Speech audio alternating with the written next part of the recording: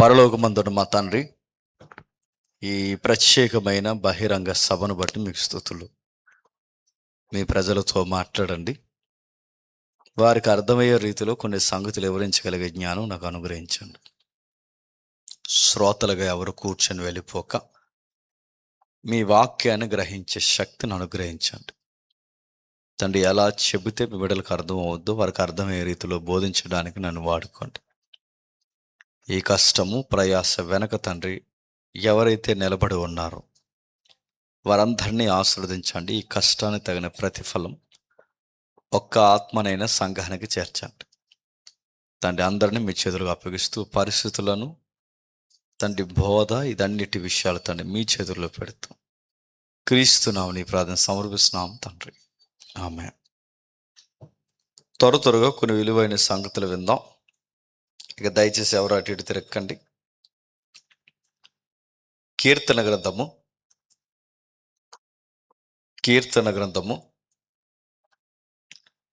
88వ కీర్తన. కీర్తన గ్రంథము 88వ కీర్తన సుమారు 1వ వచనం నుంచి 10వ వచనం వరకు చదువుకుందాం. యెహోవా నాకు రక్షణకర్తయగు దేవా, రాత్రి వేళ నేను నీ సన్నిధిని మొరపెట్టిన నాడు నా ప్రార్థన నీ సన్నిధిని చేరునుగాక. నా మొరకి చెవియొగ్గుము, నేను ఆపదల్లో నిండి ఉన్నాను. నా ప్రాణము పాతాళానికి సమీపించి ఉన్నది. సమాధిలోనికి దిగువారిలో నేను ఒక్కనిగా ఎంచబడితిని. నేను త్రాణలేని వారి వలె అయితిని, చచ్చిన వారిలో విడవబడిన వాడిని అయితిని. నేను సమాధిలో పడి ఉన్నా, హతులలో ఒకరినైతిని. నీవింకా స్మరింపని వాని వలె అయితిని. వారి నీ చేతిలో నుండి తొలగిపోయి ఉన్నారు కదా. అగాధమైన గుంటలలోను చీకటి గల చోట్లలోను అగాధ జలములలోను నీవు నన్ను పరుండబెట్టి ఉన్నావు. నీ ఉగ్రత నా మీద బరువుగా ఉన్నది. నీ తరంగములన్నీయు నన్ను ముంచుచున్నవి. నా నెలవరులు నాకు దూరముగా ఉంచి ఉన్నావు.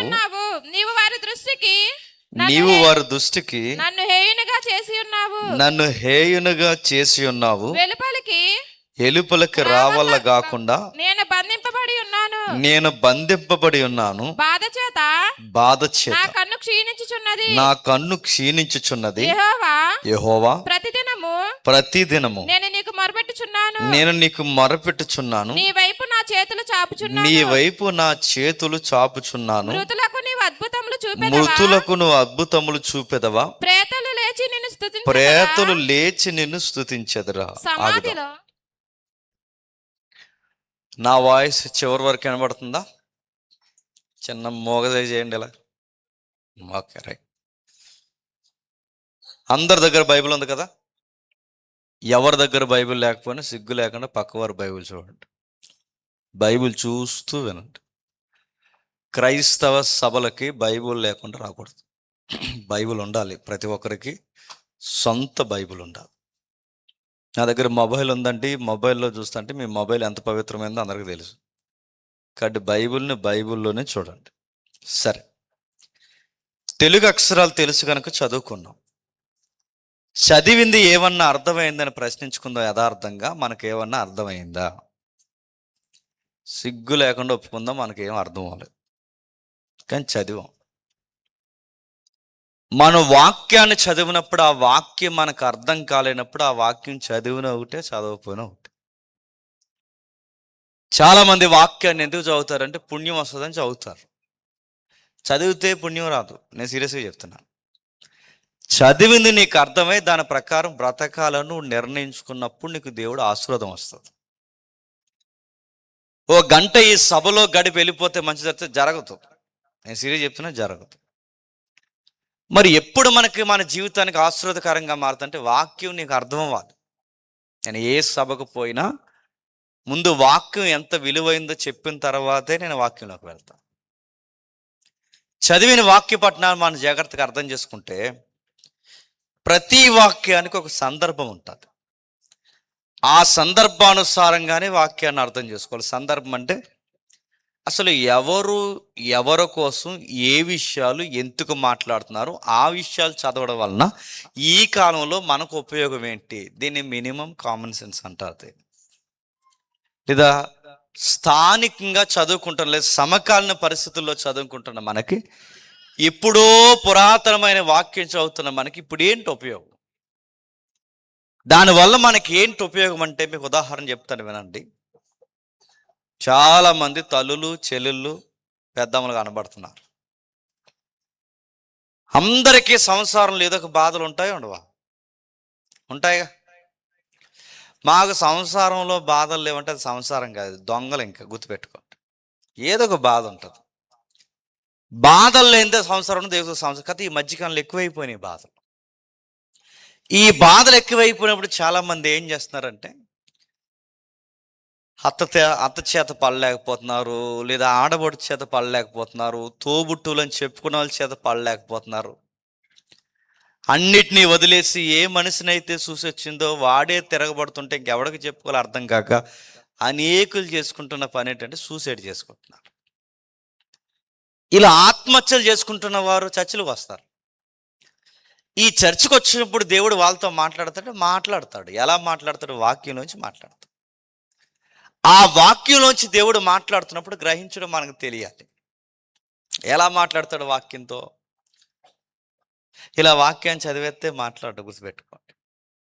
వాక్యంలోంచి ఎలా మాట్లాడంటే, నీకన్నా ఘోరాతి ఘోరంగా ఒక యజమానురాలు ఆడిన గేమ్కి, ఒక యజమానుడు తీసుకున్న నిర్ణయానికి మధ్యలో అన్యాయం అయిపోయిన ఆగర్ అని ఒక చరిత్ర ఉంది. ఆ ఆగరు చేపట్టుకుని దేవుడు ఆశీర్వదించాడు. ఏమన్నాడు తెలుసా? ఇదిగో నిన్ను నేను ఆశీర్వదిస్తాను, నీ పిల్లలను ఆశీర్వదిస్తా అన్నాడు. ఆ ఆశీర్వాదమే ప్రజెంట్ గల్ఫ్ దేశాలు అయినాయి. మీకు తెలుసు కదా, కువైట్, మస్కట్, దుబాయ్. అంటే అప్పుడు ఆగరమ్మకి ఇచ్చిన మాట ఈరోజు కువైట్లో అంటే గల్ఫ్ అంతా దీవింపబడింది. ఎందుకంటే ఆ ఆగరమ్మ పిల్లలే ఇప్పుడు గల్ఫ్ దేశాలు. అంటే దేవుడు మీకు అది చదువుతుంటే ఏమర్థమవుతుందంటే, ఆగర సందర్భం చదువుతున్నప్పుడు ఒక సంసారిగా దేవుడు నీతో ఎలా మాట్లాడతాడంటే, ఆ రోజు ఆగర జీవితాన్ని ఆదరించిన దేవుడు నా జీవితాన్ని కూడా ఆదరిస్తాడు. ఇది దేవుడు మాట్లాడే విధానం. మరలా నేను చెప్తున్నాను వినండి. తండ్రి ఆడిన గేమ్కి, భర్త తీసుకున్న నిర్ణయానికి మధ్యలో అన్యాయం అయిపోయిన ఒక తల్లి ఉంది. ఆవిడ పేరు లేయా. ఆ లేయాకి ఏమైనా సంబంధం ఉందా? వాళ్ళ నాన్న కంగారుగా రాత్రి పెళ్లి చేస్తాడు. వీళ్ళ ఆయన చూడకుండా చెల్లి అనుకుని నీవుని చేసేసుకున్నాడు. మధ్యలో అన్యాయం అయిపోయింది ఎవరు చెప్పండి? లేయమ్మ. ఆ లేయమ్మ జీవితాన్ని ఆశీర్వాదకరంగా మార్చింది ఎవరు? యెహోవా. ఆ సందర్భం చదువుతుంటే నీకు నాకు ఏమర్థమవుతుందంటే, ఆ రోజు లేయమ్మని వాదార్చిన దేవుడు ఈ జనరేషన్లో నా జీవితాన్ని కూడా దేవుడు, ఇది దేవుడు మాట్లాడడం. దేవుడు ఎలా మాట్లాడతాడంటే కుమారి అని పిల్లడు, గుర్తెట్టుకోండి. దేవుడు ఎలా మాట్లాడతాడంటే ఇలా రా అని చెప్పడు. దేవుడు రాత్రి కలల్లోకి వచ్చి, ఇదంతా పక్కన పెట్టండి, దేవుడు ఈ తరంలో మాట్లాడేది ఏదన్నా ఉంది అంటే నువ్వు బైబిల్ చదవాలి. ఆ బైబిల్ చదువుతుంటే ఆ తరాలలో ఆ వ్యక్తుల జీవితాన్ని వాదార్చిన దేవుడు ఈ తరంలో నా జీవితాన్ని కూడా చెప్పండి వాదారుస్తాను. ఒక ధైర్యం వస్తుంది. ఆ ధైర్యం రావడమే దేవుడు మాట్లాడు. ఒక కుటుంబ యజమానుడు అయితే నీలాంటి యజమానుల్ని దేవుడు చరిత్రలో ఎలా వాదాచి నిలబెట్టాడో బైబిల్లో కుటుంబ యజమానుల చరిత్రలు ఉన్నాయి. అవి చదువుతున్నప్పుడు యజమానుడిగా నిన్ను కూడా ఆశీర్వదిస్తాడు ఆయన. ఇలా చదువుకుంటూ పోతే అనేకమైన ఉదాహరణలు మనకు బైబిల్లో ఉన్నాయి. ఇప్పుడు మనం ముందుకు వద్దాం. అసలు ఏంటి 88వ కీర్తన? ఇది రాస్తున్నాడు, మీరు చూడండి. యెహోవా నా రక్షణకర్తయగు దేవా, రాత్రి వేళ నీ సన్నిధి నేను మర్పెట్టంటే ఇది పాట, ప్రార్థన. అక్కడ రాసిన చూడండి, యెహోవా నా రక్షణకర్తయగు దేవా, నేను రాత్రి వేళ నీ సన్నిధిని మర్పెడుతున్నాను. ఇది పాట, ప్రార్థన. ప్రార్థనలో పాట అంటే కీర్తనలు అనగానే ఇవి కీర్తనలు అనుకోకండి. కీర్తనలు అనగానే ఈ రోజు రాస్తున్నారు చూసారా పనికిమాల కీర్తనలు, ఆ కీర్తనలు అనుకోకండి. ఎందుకంటే వాక్యాలు తక్కువ, బీట్ సౌండ్లు ఎక్కువ. ఇప్పుడు కీర్తనలకు అర్థం పర్థం ఉన్నాయా? డ్యాన్సులు, వర్షిప్పులు చేస్తున్నారు. వర్షిప్పులు అనాలు, ఊరేగింపు అనాలు అర్థం అవట్లేదు. అది వర్షిప్పా నడుతున్నాను. ఏం వర్షిప్పులు చెప్పండి? వర్షిప్పులు అవి. వర్షిప్ అంటే ఏంటి? ఆత్మతోను సత్యముతోను దేవుణ్ణి ఆరాధించాలి. ఇప్పుడు వర్షిప్ అంటే ఏంటి? గట్టిగా మ్యూజిక్ కొట్టేసి, గట్టిగా ఎగిరేసి, బైబిల్ కాళ్ళ దగ్గర పెట్టేసుకుని, ఇది వర్షిప్పా? నడ్డ కూడా అందరికీ దేవుడు ఏమనుకుంటున్నారు? ఇది వర్షిప్ కాదు. నడుతున్నాను, అడావడి చేస్తున్నారు. ఊరేగింపులు అడావడి చేస్తారు చూసారు, ఎగిరి అడావడి చేసి. ఈ వర్షిప్పులు కాదు. వర్షిప్ ఏంటంటే దేవుడు అల్లరి చేయడు, సమాధానకరంగా ఉంటాడు. ఇక్కడ మీకు అర్థం కావాల్సింది ఏంటంటే బైబిల్లో కీర్తనలు ఈ జనరేషన్ కీర్తనలు లాంటివి కాదు. బైబిల్లో కీర్తనలో వాక్యాలు ఉన్నాయి. బైబిల్లో కీర్తనలు దేవుని మాట ఉంది. బైబిల్లో కీర్తనలు జీవిత పాఠాలు ఉన్నాయి. బైబిల్లో కీర్తనలు భక్తుల యొక్క కన్నీళ్ళు ఉన్నాయి. బైబిల్లో కీర్తనల వెనకాల ప్రార్థనలు ఉన్నాయి. వాళ్ళు ప్రార్థన చేస్తున్నప్పుడు చూడండి, యెహోవా నా రక్షణకర్త యొక్క దేవా, నేను రాత్రి వేళ నీ సన్నిధిని మొరపెడుతున్నా. నేను ఎవ్రీడే ఏం చేస్తున్నా? నీకు ప్రార్థన చేస్తున్నా. నేను ఎంతగా ప్రార్థన చేస్తున్నాను? నా ప్రార్థన నీ సన్నిధిని చేరేంత వరకు నేను మొరపెడుతున్నాను. నా జీవితం అంతా ఆపదలు నిండిపోయాయి. నా పరిస్థితి ఎలా అయిపోయిందంటే, రేపు ఈ ఊర్లో ఎవడ చచ్చిపోతాడు అంటే నెక్స్ట్ నేనే చచ్చిపోతాను అన్నట్టు ఉంది ప్రభు అని ఈ కీర్తన రాస్తున్నాయని అంటున్నాడు. మీకు అర్థమవుతుంది ఈ మాటలు చెప్తున్న విషయాలు? అంటే ఈ కీర్తనకారుడు బాధపడుతున్నాడు. నేను డైలీ ప్రార్థన చేస్తున్నాను. దేనికంటే నా జీవితంలో ఒక ఆపదలు వచ్చాయి. ఆ ఆపదలు ఎంతగా వచ్చాయి? నీకు చరణజొచ్చి నీ చెవి యొగ్గుతావని నీకు డైలీ నేను ప్రార్థన చేస్తున్నాను. కానీ నేను పాతాళంలోనికి సమీపించి సమాధిలోనికి దిగువారిలో నేను ఒకడిని. ఈరోజు వీళ్ళు చనిపోయారు, రేపు వాళ్ళు చనిపోతారు. నెక్స్ట్ ఎవర్రా చనిపోయేదంటే జనాలు ఇట్టే చెప్తున్నారు. నెక్స్ట్ నేను, ఎందుకంటే నేను ఏడ్చి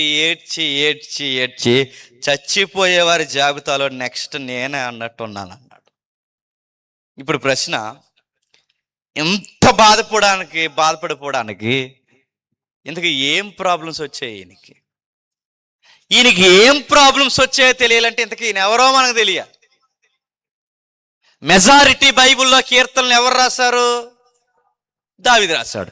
ఈ కీర్తన ఎవరు రాశారు? నా మాటలు మీకు అర్థమవుతుంది, బాగా వినండి. ప్రతి కీర్తన వెనకాల ఒక రైటర్ ఉన్నాడు. కీర్తనలన్నీ దావీదే రాయలేదు, కీర్తనలన్నీ మోసే రాయలేదు, కీర్తనలన్నీ సొలొమోను రాయలేదు, కీర్తనలన్నీ కోరాహు కుమారులు కూడా రాయలేదు. కీర్తనలు ఇంకా ఎవరైతే కనబడుతున్నా ఆసాపు రాయలేదు. కీర్తనలు గుర్తు తెలియని వ్యక్తులు రాయలేదు. కీర్తనలు మెజారిటీ చాలా మంది వ్యక్తులు రాశారు. దావీదు అనేకమైన కీర్తనలు రాశాడు, సొలొమోను రాశాడు, ఆ తర్వాత రాజులు రాశారు. కొన్ని గుర్తు తెలియని కీర్తనకారులు ఉన్నారు. అయితే ఈ కీర్తన లైఫ్లో ఒకే ఒక్కసారి ఒక వ్యక్తి కీర్తన రాశాడు. తన జీవితంలో ఏడ్చి చివరికి చచ్చిపోయే వారి జాబితాలో ఒకడన్నట్టు అయిపోయి రాశాడు. ఆ ఒక్క కీర్తన జీవితంలో రాశాడు. ఆ ఒక్క కీర్తన దేవుడు కీర్తన గ్రంథంలో పెట్టించాడు.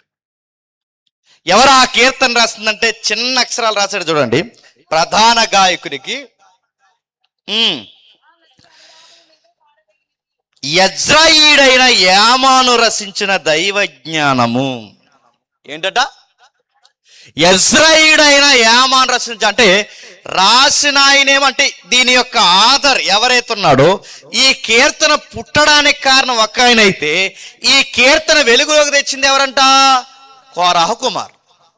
ఇప్పుడు ప్రశ్న, కోరాహు కుమారులు ఎవరు చెప్పాలి? కోరాహు కుమారులు ఎవరు? నేను చెప్తే చేతవేనా? మోసే గారు తెలుసుగా, తెలిసినా తెలియకపోయినా తెలిసినట్టే, తెలుసు కదా మోసే గారు.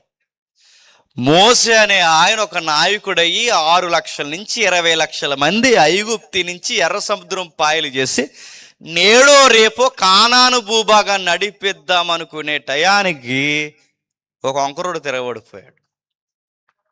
ఆ వంకరోడు పేరు కోరాహు. ఆ కోరాహు ఎవరి తాలూకంటే మోసే గారికి బాబాయ్ ఉంటే ఆ బాబాయ్ గారి అబ్బాయి కోరహు. అంటే మోసే గారికి చుట్టాలు బ్రదర్ అవుతాడు ఎవరు? ఈ కోరహు. ఈ తిరగబడిపోయినట్టు ఉండకి ఈడు ఒక మాట అన్నాడు. ఏమన్నాడంటే, నువ్వు పెద్ద నాయకుడివి, నువ్వు చెప్పినట్టు మేము వినాలి, నువ్వు కూర్చోమంటే కూర్చోవాలి, లెగమంటే లెగాలి, మేము వినవయ్యా, మా మాట కూడా వినేవాళ్ళు ఉన్నారని చెప్పి 250 మందిని చూసి మురిసిపోయాడు ఈ మనిషి. అంటే వీడికో పార్టీ ఉంది, ఆ పార్టీ 250 మంది పార్టీ. ఆ పార్టీతో మోసే మీదకి ఎప్పుడైతే తిరగబడిపోయాడో మోసే గారు బాధపడ్డాడు. నాయకుడికి ఉండే గొప్ప లక్షణాలు ఏంటంటే, ఏడిసే ప్రతి ఒక్కడికి ఎక్స్ప్లెనేషన్ ఇస్తూ ఉండకూడదు. అది కుటుంబ యజమాని అయినా, సంఘ నాయకుడైనా, ఎవరైనా ఎవడ పడతాడు గాలి మాటలు మాడతాడు. ప్రతి ఒక్కడికి వివరించుకుంటూ కూర్చుంటావా? అందుకే మోసే గారు చేసిన పని ఏంటంటే, ఎవరికి వివరించకుండా మోసే గారు చేసిన పని దేవుడికి చెప్పి వదిలేశాడు. దేవుడు సీరియస్ అయ్యాడు. వెంటనే తెల్లారేసరికి మోసేతో దేవుడు అన్నాడంటే, మోసే, నీ మీదకి ఎవరైతే తిరగబడుతున్నారో వీళ్ళందరినీ ఒక పక్కకు రమ్మాను, నీ మాటిని వాళ్ళందరూ పక్కకు రమ్మాను. ఈ పక్కకు వచ్చిందంతా ఎవరో మనకు తెలుసు, కోరాహు కుమారులు. కోరాహు ఇటేపు వచ్చిన అందరూ మోసే. కోరాహు మాట్లాడిన 250 మంది వచ్చారు. ఆ 250 మందితో బాగా వినాలి, భూమి విడిపోయి ఒకేసారి భూమి కోరాహు యొక్క అనుసరించిన ఆయన బృందాన్ని ఒకేసారి భూమి మింగేసి చంపేసింది. కోరాహు చనిపోయాడు, కానీ ఎవరు చనిపోలేదంటే కోరాహు కొడుకులు చనిపోయారు. ఎందుకంటే అప్పుడు చిన్న చిన్న పిల్లలు. ఆ పిల్లల్ని దేవుడు చంపకుండా వదిలేసేసరికి ఈ పిల్లలు పెద్దోళ్ళై, ఆ పిల్లలు మరింత పెద్దవారైతే, ఆ పిల్లలకి పెళ్ళిళ్ళు అయితే, ఆ పిల్లలకి పిల్లలు పుడితే, ఆ పిల్లలైతే, మీ ఊరు ఎలాగైతే ఇంకో ఊరు నుంచి విడిపోయింది ఇప్పుడే అన్నాను, అలాగే వీళ్ళ ఊరంత జనాంగం అయ్యారు. ఆ ఊరంత జనాంగం అయితే సరిగ్గా ఆ టైంకి వాళ్ళంత జనాభా అభివృద్ధి చెందే సమయానికి ఇశ్రాయేలుకి 2వ రాజు పరిపాలిస్తున్నాడు. ఆ 2వ రాజే దావీదు. ఈ దావీదు పరిపాలిస్తున్నప్పుడు దావీదుకు ఒక ఐడియా వచ్చింది, ఒక ఆశ పుట్టింది. ఏమన్నాడంటే, దేవా, గొర్రెలు కాసుకుంటున్న తీసుకొచ్చి నన్ను ఎక్కడో అంతఃపురంలో కూర్చోబెట్టావు, నన్ను ఎక్కడో తీసుకెళ్ళి ఇదిగో ఇలాంటి బంగారు భవంతుల్లో కూర్చోబెట్టావు, నీకు మాత్రం నీ సన్నిధికి సరైన నివాసం లేదు, నీకు మందిరం కడతాను ప్రభువా అన్నాడు. దేవుడు అన్నాడు, ఐడియా బాగుంది కానీ నువ్వు కట్టొద్దు అన్నాడు. ఏ ప్రభు అంటే, నీ చేతులు చెప్పండి రక్తము చేత తెడుస్తున్నాయి కనుక నువ్వు కట్టడానికి వీల్లేదు. అప్పుడు దావీదు ఆశను దేవుడు నెరవేర్చడానికి దేవుడు అన్నాడు, ఆశగా నీ ప్రాణాన్ని తృప్తిపరుస్తాను, నీ కొడుకు ద్వారా కట్టిస్తానులే అన్నాడు. ఆ కొడుకే సొలొమోను. ఆ సొలొమోను వచ్చాడు. సొలొమోనుకు కావాల్సిన 46 ఎకరాల స్థలం కొన్నాడు. సొలొమోను రావడానికి కావాల్సిన మెటీరియల్ అంతా సిద్ధపరిచాడు. సొలొమోను వచ్చే సమయానికి పూజారులు అంటే యాజకులను సిద్ధపరిచాడు. దేవాలయంలో పనిచేయడానికి కావలసిన పరిచారకులను సిద్ధపరిచాడు. దేవాలయంలో పనిచేయడానికి కావలసిన గాయకులను రెడీ చేశాడు. దేవాలయానికి కావాల్సిన అందరు రెడీ చేసి, ఇప్పుడు దేవాలయాన్ని బంగారంతో కట్టబోతున్నాడు కనుక ఆ దేవాలయాన్ని కాపలా కాయడానికి సైనికులు కావాలన్నాడు. ఆ సైనికులే కోరాహు కుమారులు. మీకు అర్థమైనట్టే. ఇలా వచ్చారు కోరాహు కుమారులు. ఈ కోరాహు కుమారుల్ని సైనికులు ఎవరైతే ఉన్నారో వీళ్ళందరినీ తీసుకొచ్చి వీళ్ళందరినీ దావీదు ఏం చేశాడంటే, దేవాలయాన్ని కాపలా కాయడానికి, సిటీని కాపలా కాయడానికి ద్వారపాలకులు విభాగాలుగా పెడితే, వీళ్ళు చెకింగ్ డిపార్ట్మెంట్లో సైనికులుగా అంటే కమాండర్స్గా పనిచేస్తున్నప్పుడు వీళ్ళు వస్తూ పోతున్న పబ్లిక్ని అబ్జర్వ్ చేస్తూ ఇక్కడికి వచ్చిన భక్తులు ఎవరైతే ఉన్నారో ఆ భక్తిని వెలుగులోకి తీసుకురావడానికి వీళ్ళ పాటల కింద రాశారు. అంటే వీళ్ళ గవర్నమెంట్ ఎంప్లాయీసే కాదు, దేవుడి కొరకు పాటలు రాసిన గొప్ప రైటర్స్ కూడా. అలాంటి పాటని వెలుగులోకి తీసుకొచ్చారు. ఆ పాట మూలం ఎవరిదంటే ఏమానది. ఈ పాటని వెలుగులోకి తీసుకొచ్చింది ఎవరంటే కోరాహు కుమారులు. ఇంతకీ ఇప్పుడు ప్రశ్న, ఇంతగా బాధపడ్డానికి ఏమాను ఎవరు? ఇప్పుడు ప్రశ్న, ఈయన ఇంతగా బాధపడ్డాక రాస్తున్నారు చూడండి, నేను పాతాళంలోకి సమీపించి ఉన్నాను, నా ప్రాణం తాళలేని వాళ్ళే అయిపోయింది, నేను చచ్చిన వారిలో ఎడవబడిన వాడిని అవుతాను, నేను సమాధిలో పడి ఉన్న అతుల్లో ఒకని వల్ల అయిపోయాను. ఎంత బాధపడిపోతున్నాడు. ఇంతకీ అన్ని ఆపదలు ఈ అబ్బాయికి ఏమొచ్చాయి? ఎప్పటి నుంచి పడుతున్నాడు ఈ బాధలు అంటే బాగునండి, చిన్నప్పటి నుంచి పడుతున్నాడు అంట. ఇంతకీ అబ్బాయి ఎంత అని రైటర్స్ వయసు అడిగితే వయసు చెప్తున్నారు. ఇంతకీ అబ్బాయి వయసు ఎంత? 25 years. అంటే ఈ పాట రాసే సమయానికి, అంటే ఈ కీర్తన ఈ అబ్బాయి తెర మీదకి తీసుకొచ్చే సమయానికి 25 సంవత్సరాలట. 25 సంవత్సరాల అబ్బాయికి ఏం బాధలు ఉంటాయండి? ఈ జనరేషన్ బట్టి చెప్పండి. 25 సంవత్సరాల కుర్రోడికి ఏం బాధలు ఉంటాయి? దిక్కుమాల లవ్ స్టోరీలు ఉంటాయి. ఇంకా ఏముంటాయి చెప్పండి? వాళ్ళ అమ్మో బాబు వాడికి ఏదోడు కొనకపోతే అది పెద్ద బాధలా ఫీల్ అవుతాడు ఇటు. లేదా ఎగ్జామ్స్కి సరిగ్గా చదవకపోతే ఫెయిల్ అయినందుకు బాధపడతారు. నేను అడుగుతున్నాను, 25 సంవత్సరాల కుర్రోళ్ళు దేనికోసం బాధపడితే? ప్రియులారి కోసం బాధపడతారు, బాధపడితే వస్తువుల కోసం బాధపడతాడు. ఈ అబ్బాయి దేనికోసం బాధపడుతున్నారు? అరే ఇంత ఏడ్చి బాధపడతాడు. ఎంతగా బాధపడతాడు? ఇంకా కిందకి రాస్తున్నాడు చూడండి 15వ వచనంలో, బాల్యము నుండి నేను బాధపడి చావునకు సిద్ధమై. ఎప్పటి నుండి? 1 కాదు 2 కాదు, బాల్యం నుంచి. అంటే మీరు గమనించండి, 25 years అంటే మీరు బాల్యంలో ఒక 2 ఏళ్ళు పక్కకు తీసిన, చిన్నప్పటి నుంచి ఒక 20+ అంటే 20 సంవత్సరాల పైనుండే చెప్పండి ఈ అబ్బాయి బాధపడుతున్నాడు. ఇంత చిన్న వయసు నుంచి ఈ అబ్బాయి బాధపడడానికి కారణం ఏంటి? ఆయన బాధపడమే కాదు, కింద కట్టినాడు, నీ కోపాగ్ని నా మీదకు పొర్లి ఉన్నది, నీ భయములు నన్ను సంహరించి ఉన్నవి, నీళ్లు ఆవరించున్నప్పుడు దినమంతా నన్ను ఆవరించున్నవి, అవి నన్ను చుట్టూరా చుట్టుకొని ఉన్నవి. నేను బాధపడుతున్నప్పుడు నా బాధను చెప్పుకోవడానికి ఒక ఫ్రెండ్ లేడు, నా బాధను చెప్పుకోవడానికి ఒక బంధువు లేడు, నా అన్నవాడు నాకు ఒక్క లేడు, నాకున్నది తోడల్లా ఏమనుందంటే అక్కడ రాస్తున్నాడు, చీకటే నాకు బంధువు అయ్యారు. గదిలో కూర్చుంటాను, ఏడుస్తాను, చెప్పుకుందామంటే ఒక్క ఫ్రెండ్ లేడు. ఎవడైనా కొన్ని రోజులు ఫ్రెండ్గా ఉంటాడంటే వాడు కొన్ని రోజులు ఉంటాడు, తర్వాత వాడు నాకు దూరం అయిపోతాడు. మా ఇంటికి ఎవరైనా బంధువులు వస్తారంటే చాలా కాలం అయిపోయింది, మా ఇంటికి బంధువులు రావడమే మానేస్తారు. మా ఇంటికి ఒక బంధువు రాడు, ఒక స్నేహితుడు రాడు, నా అన్నవారు ఎవరు లేరు. నా బాధ చెప్పుకోవడానికి నా ఫ్యామిలీ కూడా నా వైపు చూడదు. అందుకే చిన్నప్పటి నుంచి ఏడ్చి నా గదే నాకు స్నేహం అయిపోయింది, నా గదిలో ఉన్న చీకటే నాకు బంధువు అయిపోయారు. నా బాధ ఎవరికి చెప్పుకోలేదని 25 years లేదా 20 years నుంచి రోజు రాత్రి పగలు ఏడుస్తూ ఎవరికి చెప్పుకుంటున్నాడట? దేవుడికి. ఇప్పుడు బాగా వినండి, యంగ్ స్టార్స్ బాగా వినండి. అంత బాధ ఈ అబ్బాయికి ఏమొచ్చిందో తెలియాలంటే ఈ అబ్బాయి కోసం మనకు తెలియాలి. అసలు అంత బాధపడిపోవడానికి ఈ అబ్బాయికి అంత బాధలు ఏమున్నాయంటే, చాలా బాధలు. అంటే చనిపోతున్నాడట. అక్కడ రాస్తున్నారు చూడండి 11వ వచనంలో, సమాధి నీ కృప ఎవరినైనా ఎవరింతురా, సమాధిలో నాకు నాశన కోపంలో నీ విశ్వాసం ఎవరైనా చెప్పుకుందురా, అంధకారంలో నీ అద్భుతము తెలియజగునా, పాతాళంలో నీతి తెలియదగునా, యెహోవా నేను నీతోనే మనవి చేయుచున్నాను, ఉదయమున నా ప్రార్థన నేను ఎదుర్కొనను, యెహోవా నీవు నన్ను విడిచిటయాలా, నీ ముఖము నాకు చాటు చేయటయాలా. నేను ఉండలేకపోతున్నాను. నెల కాదు, 2 నెలలు కాదు, 3 నెలలు కాదు, 4 నెలలు కాదు, సంవత్సరం కాదు, 2 సంవత్సరాలు కాదు, 20 సంవత్సరాల పైనుంచే ఏడ్చి నా కన్నులు ఎలా అయిపోయంటే, నా కన్ను స్కీనించిపోయింది. నా కన్నులు ఎక్కువ ఏడిస్తే ఏమో చెప్పండి, కంటి చూపుకి ఇబ్బంది అవుద్ది. ఎక్కువ ఏడిస్తే కళ్ళు కింద వలయాలు వస్తాయి. ఎక్కువ ఏడిస్తే డిప్రెషన్ మనం చాలా రోగాల్లో గెంటేస్తుంది.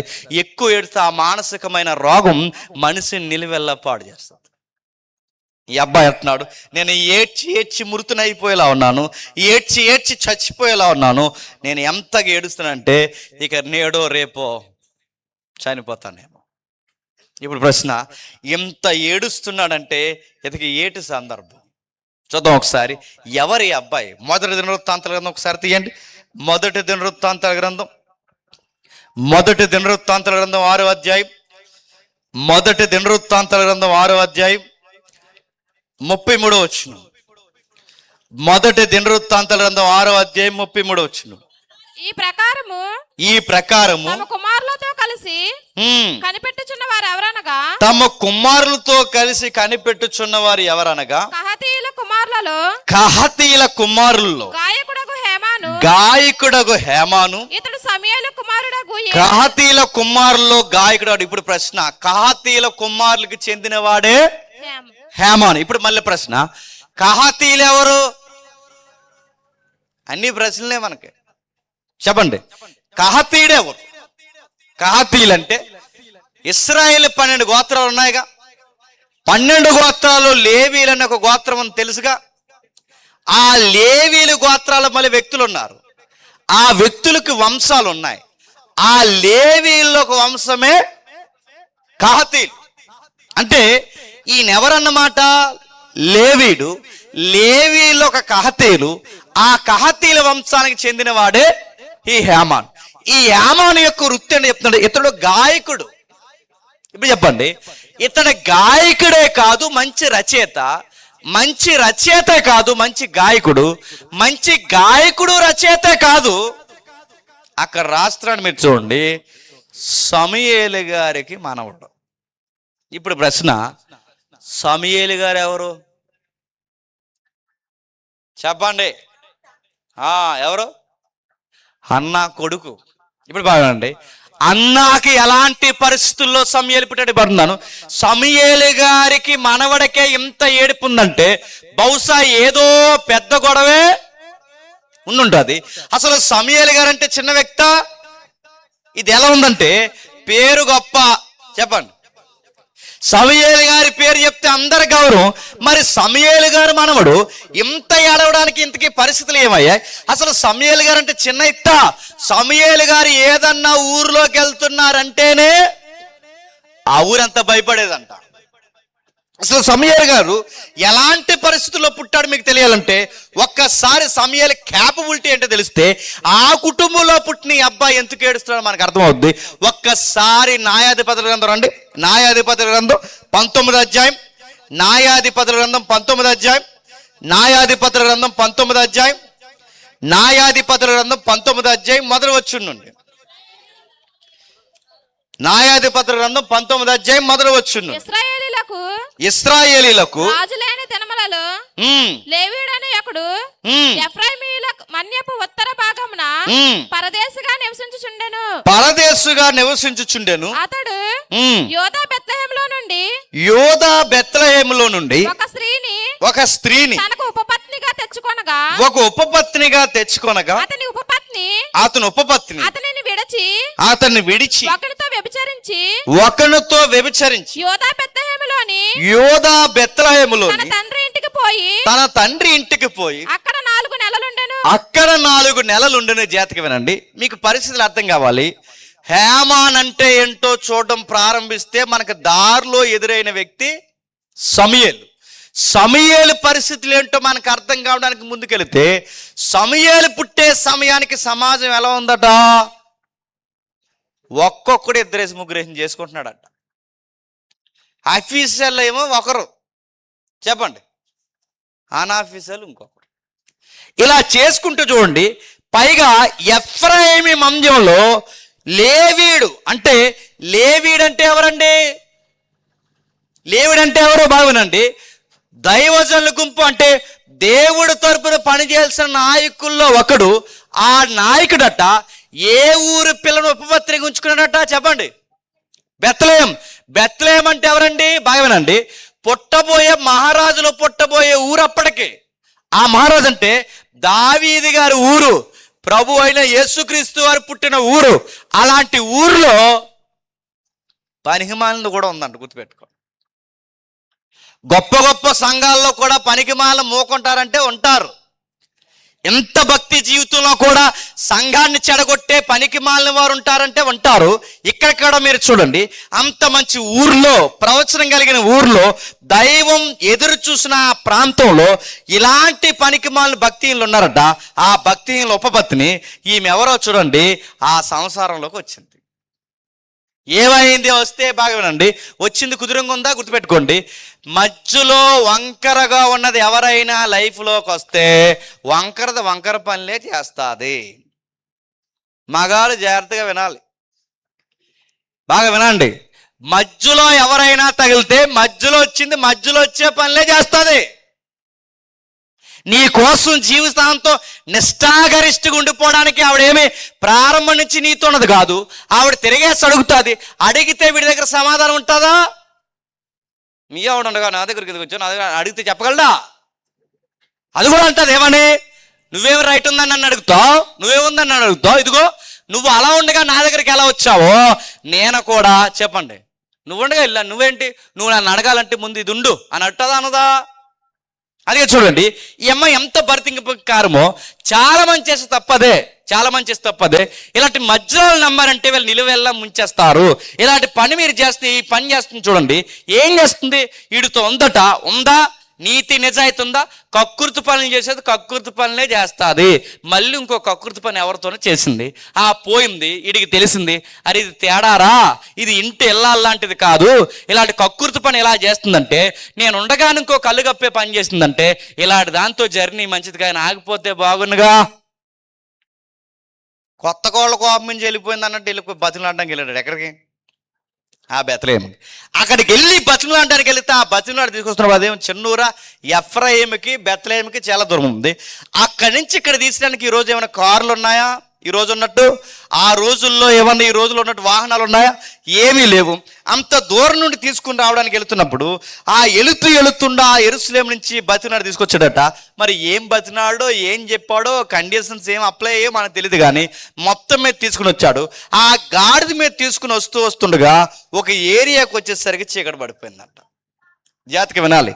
ఆ ఏరియా వచ్చేసరికి చీకటి పడిపోతే ఏమవుతుంది? 19 వచ్చంలో అయితే మా గాడిదలకు గడ్డి మొదలైన మేత నాకును నా పనికెత్తుకును నీ దాసులతో కూడానున్న నా నౌకరులకు ఆహారము ద్రాక్షరసము ఉన్నవి, ఏది తక్కువ లేదని అతనితో చెప్పాడు. ఎందుకంటే అతనితో అంటే ఎవరు? ఒక ఏరియాకి వచ్చాడు. ఆ ఎఫ్రాయిం నుంచి బెత్లెహేము నుంచి ఎఫ్రాయింకి వెళ్ళిపోవడానికి ఈ అమ్మాయిని బతిమలాడుకుని తీసుకుని వెళ్ళిపోతే ఒక ఏరియాకి వచ్చేసరికి చీకటి పడిపోయింది. సరిగ్గా ఆ ఏరియాకి వచ్చే చీకటి పడిపోతే ఒక పెద్ద ఆయన ఉన్నాడు, ముసలాయన. ఆ ముసలాయన అన్నాడు, బాబు మా ఏరియాలు రాత్రులు తిరక్కండి, ఈ రాత్రులు మా ఏరియా తిరిగి వెళ్తే కొంచెం ప్రమాదం. మా నైట్ మీరు ఏమన్నా మా ఇంట్లో ఉండిపోయి మీరు తెల్లారేక ప్రయాణం చేస్తే బెటరు. అవసరమైతే మీ అవసరాలన్నీ నేను తీరుస్తానంటే ఇప్పుడు ఈ నన్నడట ఈ లేవీడు మాకు అన్నీ ఉన్నాయి, మా నౌకర్లకి మా దాసులకి అన్నీ ఉన్నాయి, మేము వెళ్ళిపోతామంటే అప్పుడు ఆయన అంటున్నాడట ఏమని? ఆ ముసలివాడు నీకు క్షేమం కలుగును గాక, నీకేమైనా తక్కువైతే వాటి భారం నా మీద ఉంచుము. మెట్టికి ఈదులో రాత్రి గడపకూడదు. ప్రశ్న అడుగుతాను, చెప్పండి, బాగా వినండి. మెట్టికి రాత్రులు ఎక్కడ గడపకూడదట? ప్రశ్న, ఎందుకు ఈదులో గడపకూడదంట? దయ్యాలు తిరుగుతాయా? ఎందుకు ఈదులో గడపకూడదంట? రాక్షసులు తిరుగుతాయా? ఎందుకు ఈదుల్లో గడపకూడదట? కింద రాస్తున్నారు చూడండి, ఎందుకు గడపకూడదు.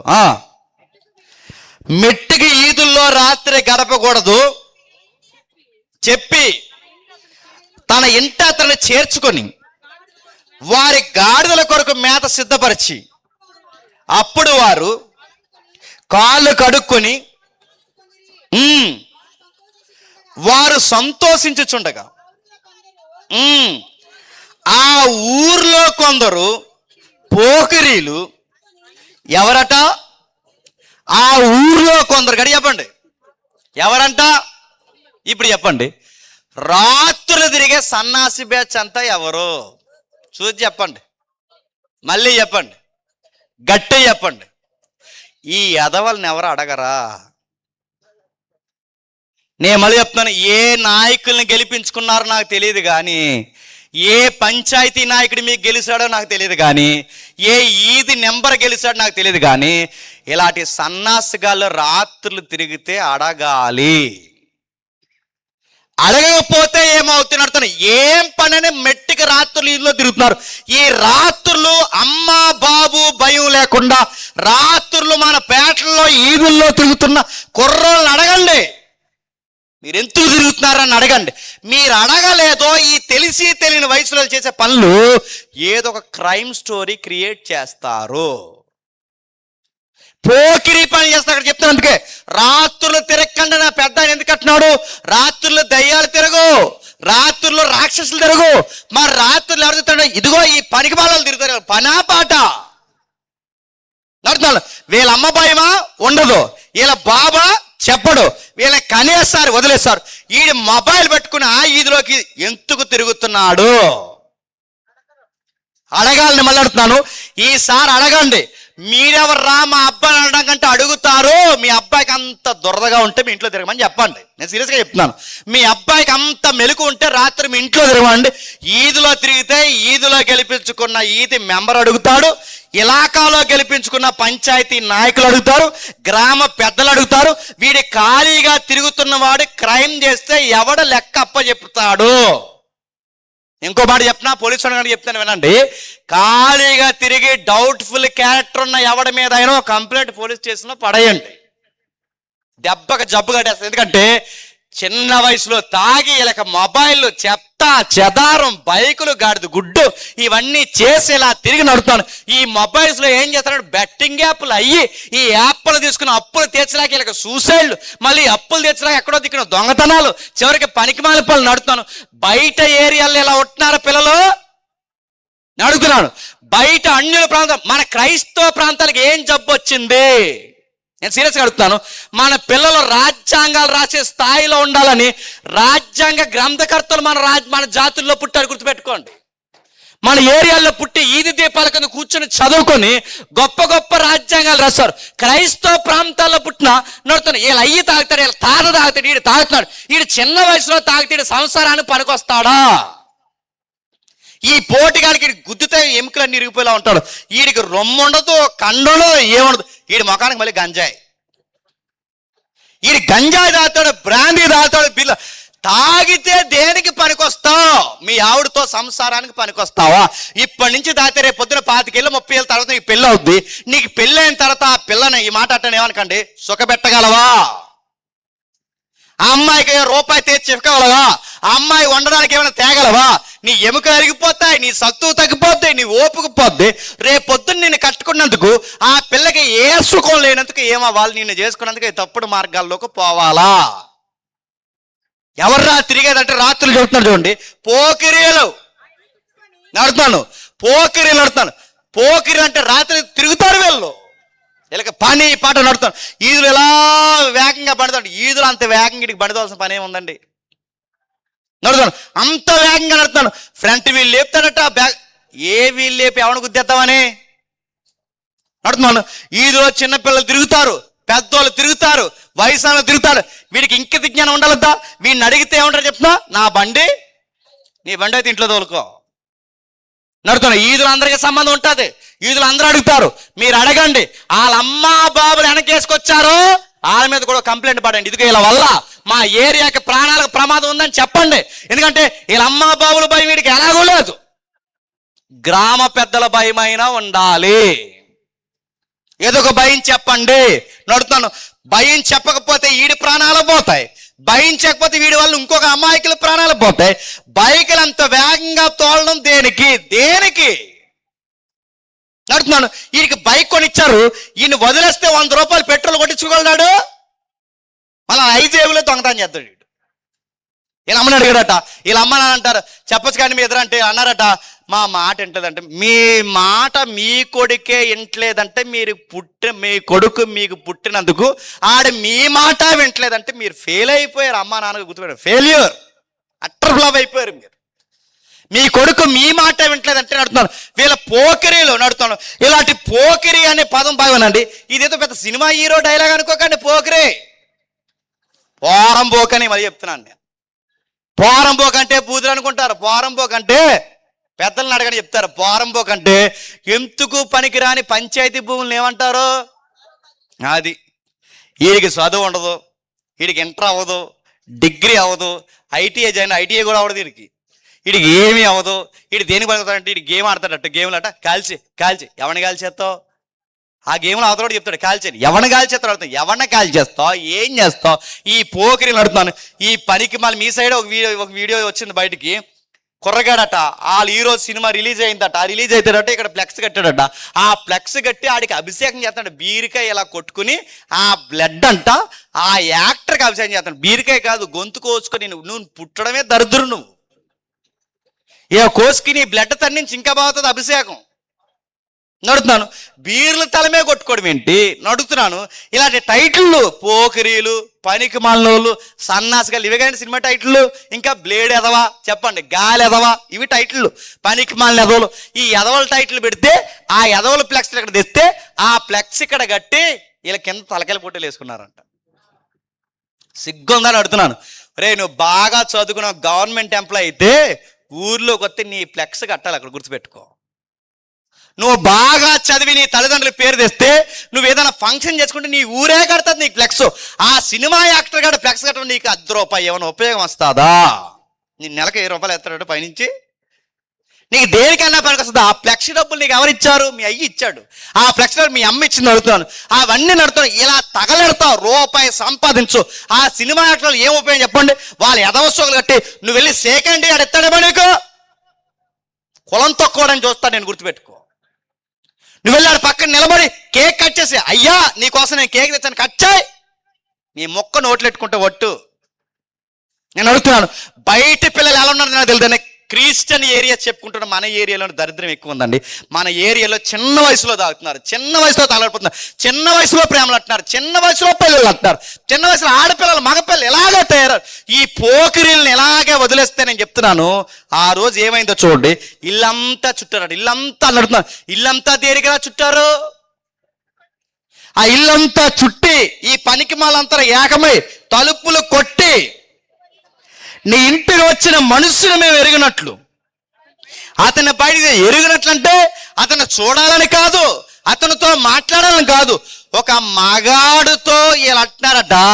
ఈ మగాళ్ళందరూ, పోకిరిగాళ్ళందరూ, పనికిమాల దరిద్రులందరూ, ఇంకా చెప్పాలంటే ఈ పోరంబోకులందరూ ఆ ఇల్లంతా చుట్టుకుని అన్నారట, ఆ మగాడిని బయట పంపించాను. మగాడు ఎందుకంటే వీళ్ళకి, నా మాట మీకు అర్థమవుతుంది. క్రైమ్ ఎలా ఉంటుంది చెప్పనా? నేర ప్రవృత్తి ఎలా పెరుగుద్దంటే, వీడికి క్రిమినల్ యాటిట్యూడ్ ఎక్కువైపోయిందన్న గుర్తు ఏంటంటే, చిన్న దొంగతనం చేసినప్పుడు ఒకలా ఉంటుంది, అది అలవాటు పడినప్పుడు ఇంకా పెద్ద చేయాలనిపిస్తుంది, ఇంకా చేసినప్పుడు ఇంకా నేరం చేయాలనిపిస్తుంది. వీళ్ళు సెక్సువల్ అఫెన్స్లో ఇంకా ముదిరిపోయి, ఈ మాట అంటున్నాను ఏమనుకోకండి, ఎక్స్ట్రీమ్ అయిపోయారట. ఎక్స్ట్రీమ్ ఏంటి చెప్పనా? ఇప్పుడు ఈ మగాళ్ళకి మగాడు కాదంట, క్షమించండి, మగాళ్ళకి ఆడవాళ్ళు కాదంట, మగాడే కావాలంట. అంటే పాపం ఎలా ఉందో చూడండి. ఈ మధ్యకాలం మీరు చూసారు లేదు, ఎక్కడా లేనంత ఎక్కువైపోయారు ఈ మధ్య. మీరు చూసారా? ఎవరైనా అడగండి, ఈ మధ్య మీరు చూసలేదు. ఎక్కడ లేనంత, అంటే ఒకప్పుడు ఎక్కడో ఊరికొకరు ఉండేవారు, అంటే ఎవరో అది. ఇప్పుడు అడుగుతున్నాను, ఇప్పుడు ఎక్కువైపోయారు. ఇప్పుడు దరిద్రుడు చెప్పనా, ఇందులో ఉన్నారు మీడియాలో, వీళ్ళకి మళ్ళీ ఇంటర్వ్యూలు, వీళ్ళ సిగ్గుపడిపోవడం. ఆడెవడ ఆడదానికన్నా ఎక్కువ సిగ్గుపడిపోతున్నాడు. వీడు బీటెక్ ఫైనల్ ఇయర్ చదువుతున్నారట, ఆడు బీటెక్ ఫైనల్ ఇయర్ చదువుతున్నారట. ఈ బీటెక్ ఫైనల్ ఇయర్ చదువుతున్న ఇద్దరు కూరగాళ్ళంట, వీళ్ళిద్దరూ ప్రేమించుకున్నారట. ఇద్దరు ప్రేమించుకోవడం ఏంటండి? వీళ్ళిద్దరూ ప్రేమించుకున్నందుకంటే వీళ్ళు పెళ్లి చేస్తున్నారట. ఆ పెళ్లి చేస్తుంటే ఆడికి ఏమి వీడు సుట్లెట్టడం, ఇంకెవరు రాలేదు సుట్లెట్టడం, ఈడేస్తున్నాడు సుట్లు, ఈడు సుట్లెట్టడం, ఈడు తాళి కట్టడం, ఈడు సిగ్గుపడిపోవడం, ఆ ఈడే చచ్చిపోవాలనిపోతుంది. మొగోడు చేసుకోవడం అంటే ఈ జనరేషన్ పెరిగిపోయింది. నా మాటలు మీకు అర్థమవుతున్నా లేదో? అక్కడ రాస్తున్నారు చూడండి, ఆ ఇంటికి వచ్చి చుట్టుముట్టి మగాళ్ళందరూ అంటున్నారట, మాకు మగాడి కావాలి. అసలు న్యాయాధిపతి గ్రంథం 19 అధ్యాయం చదువుతుంటే ఆదికాండం 19 అధ్యాయం గుర్తొస్తుంది. ఆదికాండం 19 అధ్యాయంలో ఉంది సొదొమ గొమొర్రా ఉంది. ఆదికాండం 19 అధ్యాయంలో కూడా సేమ్ ఇలాగే మగాళ్ళతో పోయారు. పాపం ఎక్కువైపోతుంది అన్నాను గుర్తని చెప్పిన, స్త్రీలతో, పురుషులతో జెండర్ మర్చిపోయి, లింగాలు మర్చిపోయి, వాళ్ళ జీవితాలు అద్దులు మీరిపోయి, పాపలు ఇంకా కొత్త తరాన్ని ఏదో చూడాలని మనుషులు ఎంత తీవ్ర స్థాయికి పోతారంటే ఇక ప్రకృతి విరుద్ధమైన చర్యలు చేస్తారు. ఇవి చట్టంలో కూడా దొరకనంత నేర తీవ్రతకు పోయి ఇలాంటి నేరాలు ఎప్పుడైతే చేస్తున్నారో ఆ ఇంటి యజమాని బతినాడు, అయ్యా వెళ్ళి చెప్తున్నాడు, నా సహోదరులారా అలా కూడదు, అటు దుష్కార్యము చేయకూడదు. ఈ మనుషుడు నా ఇంటికి వచ్చిన గనక మీరు ఎర్రి పని చేయకండి. మీకు కావాలంటే ఇదిగో కన్యకైన నా కూతురు ఉంది, సేమ్ లోతాలాగా అన్నాడు గుర్తుందా? కావాలంటే నా కూతురు తీసుకెళ్ళి సేమ్. మళ్ళీ ఇప్పుడు ఈ ముసలివాడు కూడా ఏమంటున్నాడు? కావాలంటే ఆడవాళ్ళు ఉన్నారు, కానీ మగాళ్ళ ఉండి మగాళ్ళు తీసుకెళ్ళిపోవడం ఏంటి? ఆ మనిషిని ఏమి చేయకండి. అతని ఉపపత్రం కూడా మా దగ్గర ఉంది, ఆమెను తీసుకెళ్ళిపోండి. కానీ తన మాత్రం ఏం చేయకండి అంటే ఇల్లు కొట్టేశారట. దబా దబా బాధ నడుతున్నాను. మీరు తిరుగుతున్నప్పుడు చేస్తున్న పనులు ఏవైతున్నావో పర్లేదులే, కుర్రోలేలే అలా తిరుగుతారంటే ఇలా నేరాలు చేసి చేసి చివరికి భయంకరమైన హత్యలు చేయడానికి కూడా వెనకాడరు. మీరు చూసలేదు, ఈ మధ్య ఎంట్రీలు వస్తున్నాయి, మీరు చూసలేదు. మెజారిటీ ఖైదీలు సెంట్రల్ జైల్లో కుర్రోలు ఎక్కువైపోయారు తెలుసా? ఎందుకు? ఆవేశంలో గొడవలు, చెడు తిరుగుల్లో గొడవలు, అనవసరమైన కేసులు ఇరుక్కుపోవడం, ఇలాంటి పనికిమాలిన గొడవలు. ఎలా ఎందుకంటే వాళ్ళు అడగాల్సిన టైంలో అడిగే వాళ్ళు లేరు, చెప్పాల్సిన టైంలో చెప్పేవాళ్ళు లేరు, గద్దించే టైంలో వాళ్ళని గద్దించే వాళ్ళు లేరు. ఈ నేరాలకు అలవాటు పడిపోయారు. ఈ నేరాలకు అలవాటు పడితే ఈరోజు ఖైదీలుగా మిగిలిపోయారు. ఆ రోజు కూడా చూడండి, వీళ్ళందరూ వచ్చారు. ఆ వచ్చిన తర్వాత ఈయన తట్టుకోలేకపోయాడు, లోపల దాచేశారు. ఆ ఉపపత్తిని ఎవరైతే ఉందో ఆ బెత్లెహేము వచ్చిన ఆవిడని బయటకు తోస్తారు, ఆవిడని తీసుకెళ్లారట. ఈ మాట చెప్తున్నందుకు కొంచెం ఏమనుకోకండి, తెల్లవార్లు ఆమె దేహాన్ని చేసేశారు. తెల్లవార్లు అంటే ఆ ఊర్లో ఇంకా మనుషులు కాదు, ఇంకా మృగాలు ఒక అమ్మాయిని చేసి దారుణాతి దారుణంగా చంపేస్తే తర్వాత తెల్లారిన తర్వాత ఈ లేవీడు ఏం చేశాడట? ఆమె బాడీని 12 ముక్కలు నరికాడట. దీన్ని సమాజం అనాలా, ఏమనాలి చెప్పండి? నా మాట మీకు అర్థమవుతున్నాయా? అంటే ఊళ్ళో కుర్రోళ్ళు బాలేదు, సంసారం చేస్తున్న యజమానులు బాలేదు. ఇప్పుడు ఆ అమ్మాయిని 12 ముక్కలు నరికాడట. మనిషిని 12 ముక్కలు నరకడం ఏంటంటే భయం లేదా?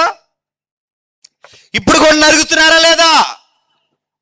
వాళ్ళ ఆవిడ నాడు ఎవడో లెక్కెట్టుకున్నాడు, ఎటో 150 ముక్కలు లెక్కెట్టాడట. సరిగ్గా 150 ముక్కలు లెక్కెట్టాడట, నరికేసి 150 ముక్కలు నరికేసాట. ఇంకొకడు వాళ్ళ ఆవిడ ఎవరో ఉంది ఏలూరు దగ్గర 75 ముక్కలు నరికింది. 75 లెక్కెట్టుకుంది ఈవిడ కూడా.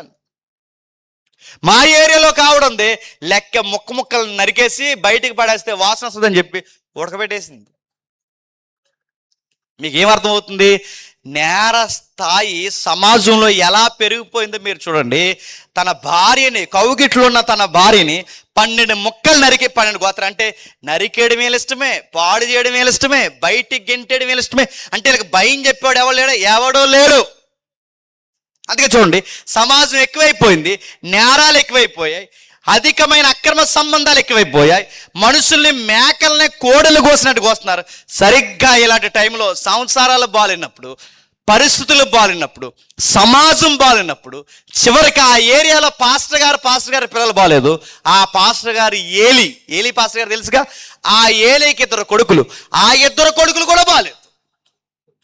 అలాంటి టైంలో సంఘాన్ని, సంసారాన్ని, సమాజాన్ని అన్నిటినీ బాగు చేయడానికి తెర మీదకి వచ్చిన వ్యక్తే సమూయేలు గారు, గుర్తుపెట్టుకోండి. అలాంటి ఆయన పుట్టి, మీరు సమూయేలు గారిని ఎందుకు ఇలా చదవండి. ఆ సమూయేలు అనే వ్యక్తి పుట్టి బాల్యం నుంచి యెహోవా యందు భయభక్తులు, ప్రార్థన జీవితం ఎదిగి ఏలియా సరిచేయలేని సంఘాన్ని ఈయన సరిచేసి, సమాజాన్ని ఈయన సరిచేసి, ఈయన వచ్చిన తర్వాత సంసారాలు బాగుపడ్డాయట, ఈయన వచ్చిన తర్వాత సమాజం బాగుపడిందట, ఈయన వచ్చిన తర్వాత ఊరు బాగుపడిందట, ఈయన వచ్చిన తర్వాత అంతా బాగుపడిందట. సమూయేలు పేరు చెప్తే బెత్లెహేము ప్రాంతానికి మీరు ఇంటికి వచ్చారు 12వ అధ్యాయం. సమూయేలు వస్తుంటే ఆ మొదటి సమూయేలు 12వ అధ్యాయంలో బెత్లెహేము పెద్దలందరూ లేచి నిలబడి అన్నారట, అయ్యా చెప్పండి, మా ఊర్లో యవనస్తులు కానీ మేం కానీ సరి చేసుకోవాల్సినవి ఏమైనా ఉన్నాయి చెప్పండి అని భయపడిపోయినట్టు. సమూయేలు వచ్చిన తర్వాత అన్ని వర్గాలు ఏమయ్యాయి చెప్పండి?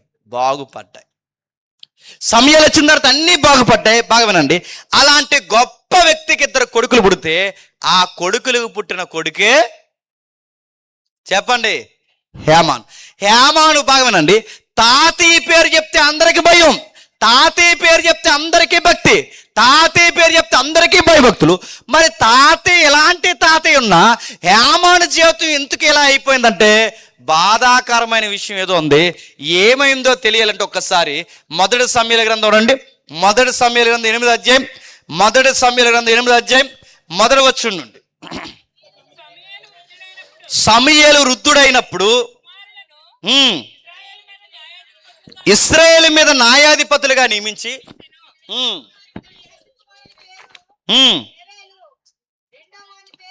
రెండో వాని పేరు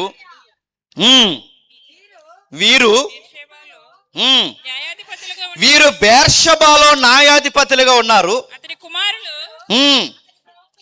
అతని ప్రవర్తన అనుసరింపక ధనాపేక్షకులే లంచములు పుచ్చుకొని న్యాయము తిప్పి. ఇప్పుడు చెప్పండి, 25 సంవత్సరాలకి ప్రాబ్లం ఏమొచ్చింది ఈ అబ్బాయి కంటే? వాళ్ళ తాతయ్య వలన కాదు. ఆ అబ్బాయికి లవ్ స్టోరీలు లేవు, ఆ అబ్బాయి ఏ వస్తువుల కోసం ఆడరు, ఆ అబ్బాయికి ఏ డిసీజ్ కూడా లేదు, ఆ అబ్బాయికి ఎలాంటి మానసికమైన రోగం కూడా లేదు. కానీ ఈ అబ్బాయి ఎందుకు ఏడుస్తున్నాడంటే వాళ్ళ నాన్న బట్టి ఏడుస్తున్నాడట. జాగ్రత్తగా వినాలి. వాళ్ళ నాన్న ఏం చేస్తాడో చెప్తున్నాడు వినండి. వాళ్ళ నాన్న పేరు యోవేలు. ఆ యోవేలుకి పుట్టిన కొడుకే హేమాన్. అంటే ఈ జ్యేష్ఠ కుమారుడు ఎవరైతే ఉన్నారో, సమయానికి 2 కొడుకులు పుడితే ఈ 2 కొడుకులు కలిసి చేస్తున్న పని ఏంటట? లంచాలు తీసుకున్నారు. ఏం తీసుకున్నారు? లంచాలు. బాగా వినాలి. లంచాలు తీసుకుని, లంచాలంటే ఈ అబ్బాయికి తల్లిదండ్రులు, వీళ్ళ నాన్న వీళ్ళ చిన్నాన్న కలిసి చేసే పని ఏంటంటే దొంగ సంపాదనకు అలవాటు పడ్డారట. పేరెంట్స్ ఎవరైతే ఉన్నారో జాగ్రత్తగా వినండి. మీరు ఏదైతే చేస్తారో ఖచ్చితంగా దాని ప్రభావం మీ పిల్లల మీద పడతాది. మీరు దొంగ సంపాదనతో ఎదిగితే ఊర్లో వాడ మాట్లాడుకున్న మాటలను బట్టి మీ నాన్న ఎలా ఎదిగాడో మాకు తెలిసి రాలన్న మాట మీ పిల్లోడు చెవిలో పడిందో ఆడు ఎదుగుదలకు ప్రమాదం అవుతుంది. చాలా మందికి తల్లిదండ్రులు తెలియాల్సిన విషయం ఇదే. అక్కడ రాస్తున్నారు చూడండి. వాళ్ళ నాన్న చిన్నాన్న అధిక ధనాపేక్షలు. అంటే వాళ్ళ నాన్న చిన్నాన్న ధనాపేక్షలు అయితే ఏంటి ఇతనికి ప్రమాదం? అంటే ప్రమాదం కాదా? వీళ్ళు సమూయేలు వంటి ప్రవర్తన కాదు. వీళ్ళు చేసే పనులు ఏంటంటే సమూయేలు సింహాసనం మీద కూర్చుంటారు, క్షమించండి, సమూయేలు న్యాయపీఠ మీద కూర్చుంటారు. వీళ్ళు చేసే తప్పేంటంటే ఈ సమూయేలు న్యాయపీఠ మీద కూర్చుని దొంగ తీర్పులు ఇస్తారంట. అంటే దొంగ తీర్పులు అంటే డబ్బు ఉన్నవాడికి ఒక తీర్పు, నోరున్నవాడికి ఒక తీర్పు, నోరు లేనివాడికి ఒక తీర్పు. ఇలాంటి దొంగ తీర్పులు తీరుస్తూ వీళ్ళు చేసింది ఏంటంటే చాలా బాధకు గురి చేశారట. సమాజంలో ఎక్కడ చూసినా సమూయేలుకి వయసు అయిపోయింది, సమూయేలు కొడుకులు తెర మీదకి వచ్చారు, సమూయేలుకి వయసు అయిపోయింది, సమూయేలు కొడుకులు తన పేరు చెప్పుకుని లంచాలకి మరిగేసి వీళ్ళు చెప్పిందే న్యాయం అయిపోయిందంట. బాధపడ్డారు. ప్రజలంతా బాధపడి ఒక రోజు ఒక నిర్ణయానికి వచ్చేసారు. ఆ నిర్ణయం ఏంటంటే సమూయేలు గారు ఉండగానే మనం ఏదో ఒక నిర్ణయానికి రావాలి. ఆ నిర్ణయం ఏంటంటే ఇలాగే వదిలేస్తే ఈ న్యాయాధిపతులు ఉన్న వాళ్ళు ఏం చేస్తున్నారంటే వీళ్ళు నోరున్న వాళ్ళకి న్యాయం తీరుస్తున్నారు, డబ్బున్న వాళ్ళకి న్యాయం తీరుస్తున్నారు, మనలాంటి అమాయకుల్ని బాధ పెడుతున్నారు. అందుకే మనలాంటి అమాయకులను బాధ పెడుతున్నారు కనుక ఇలా నేర తీవ్రత పెరిగితే రేపొద్దున మన పేదల సంగతి ఏంటని ఏడుస్తారట ఇళ్లలోకి పోయి. ఇప్పుడు బాగా వినండి. రాత్రంతా ఒక కుటుంబ యజమానుడు ఏడ్చిన, రాత్రంతా ఒక కుటుంబ యజమానురాలు ఏడ్చిన ఖచ్చితంగా అమ్మ నాన్న ఏడిస్తే ఎవరు చూస్తారు చెప్పండి? పిల్లలు చూస్తారు. ఈ పిల్లలు రాత్రంతా ఏడ్చి పొద్దున్న ఆడుకోవడానికి ఈదులోకి వస్తే అదే ఆటలోకి ఏమాను కూడా ఆడుకోవడానికి వస్తే ఏమానుతో ఆ పిల్లలు ఏమంటారు చెప్పరా? ఏమంటారు తెలుసా? అరే నీతో మేము ఆడుకోను. ఎందుకంటే రాత్రి అంతా మా అమ్మ నాన్న ఏడ్చారు. మా అమ్మ నాన్న ఏడవడానికి కారణం ఏంటంటే మీ నాన్న ఇచ్చిన దొంగ తీర్పు. మీ నాన్న ఇచ్చిన దొంగ తీర్పు. మీ నాన్న దొంగ తీర్పిచ్చి మా పొలం లాక్కున్నాడు, మీ నాన్న దొంగ తీర్పిచ్చి మా ఆస్తులు లాక్కున్నాడు, మీ నాన్న దొంగ తీర్పులు ఇచ్చి మమ్మల్ని అన్యాయం చేశాడు. ఇలాంటి అన్యాయం తీర్పుల వల్ల మీ నాన్న మా అమ్మ నాన్న ఆడడానికి కారణమే. నీతో మేము ఆడుకోమని ఒక్క ఫ్రెండ్ లేడట ఈ అబ్బాయికి. అందుకే కీర్తనలు ఏమని రాస్తున్నాడు? నాకు ఒక్క స్నేహితుడు కూడా లేడని రాస్తున్నాడు.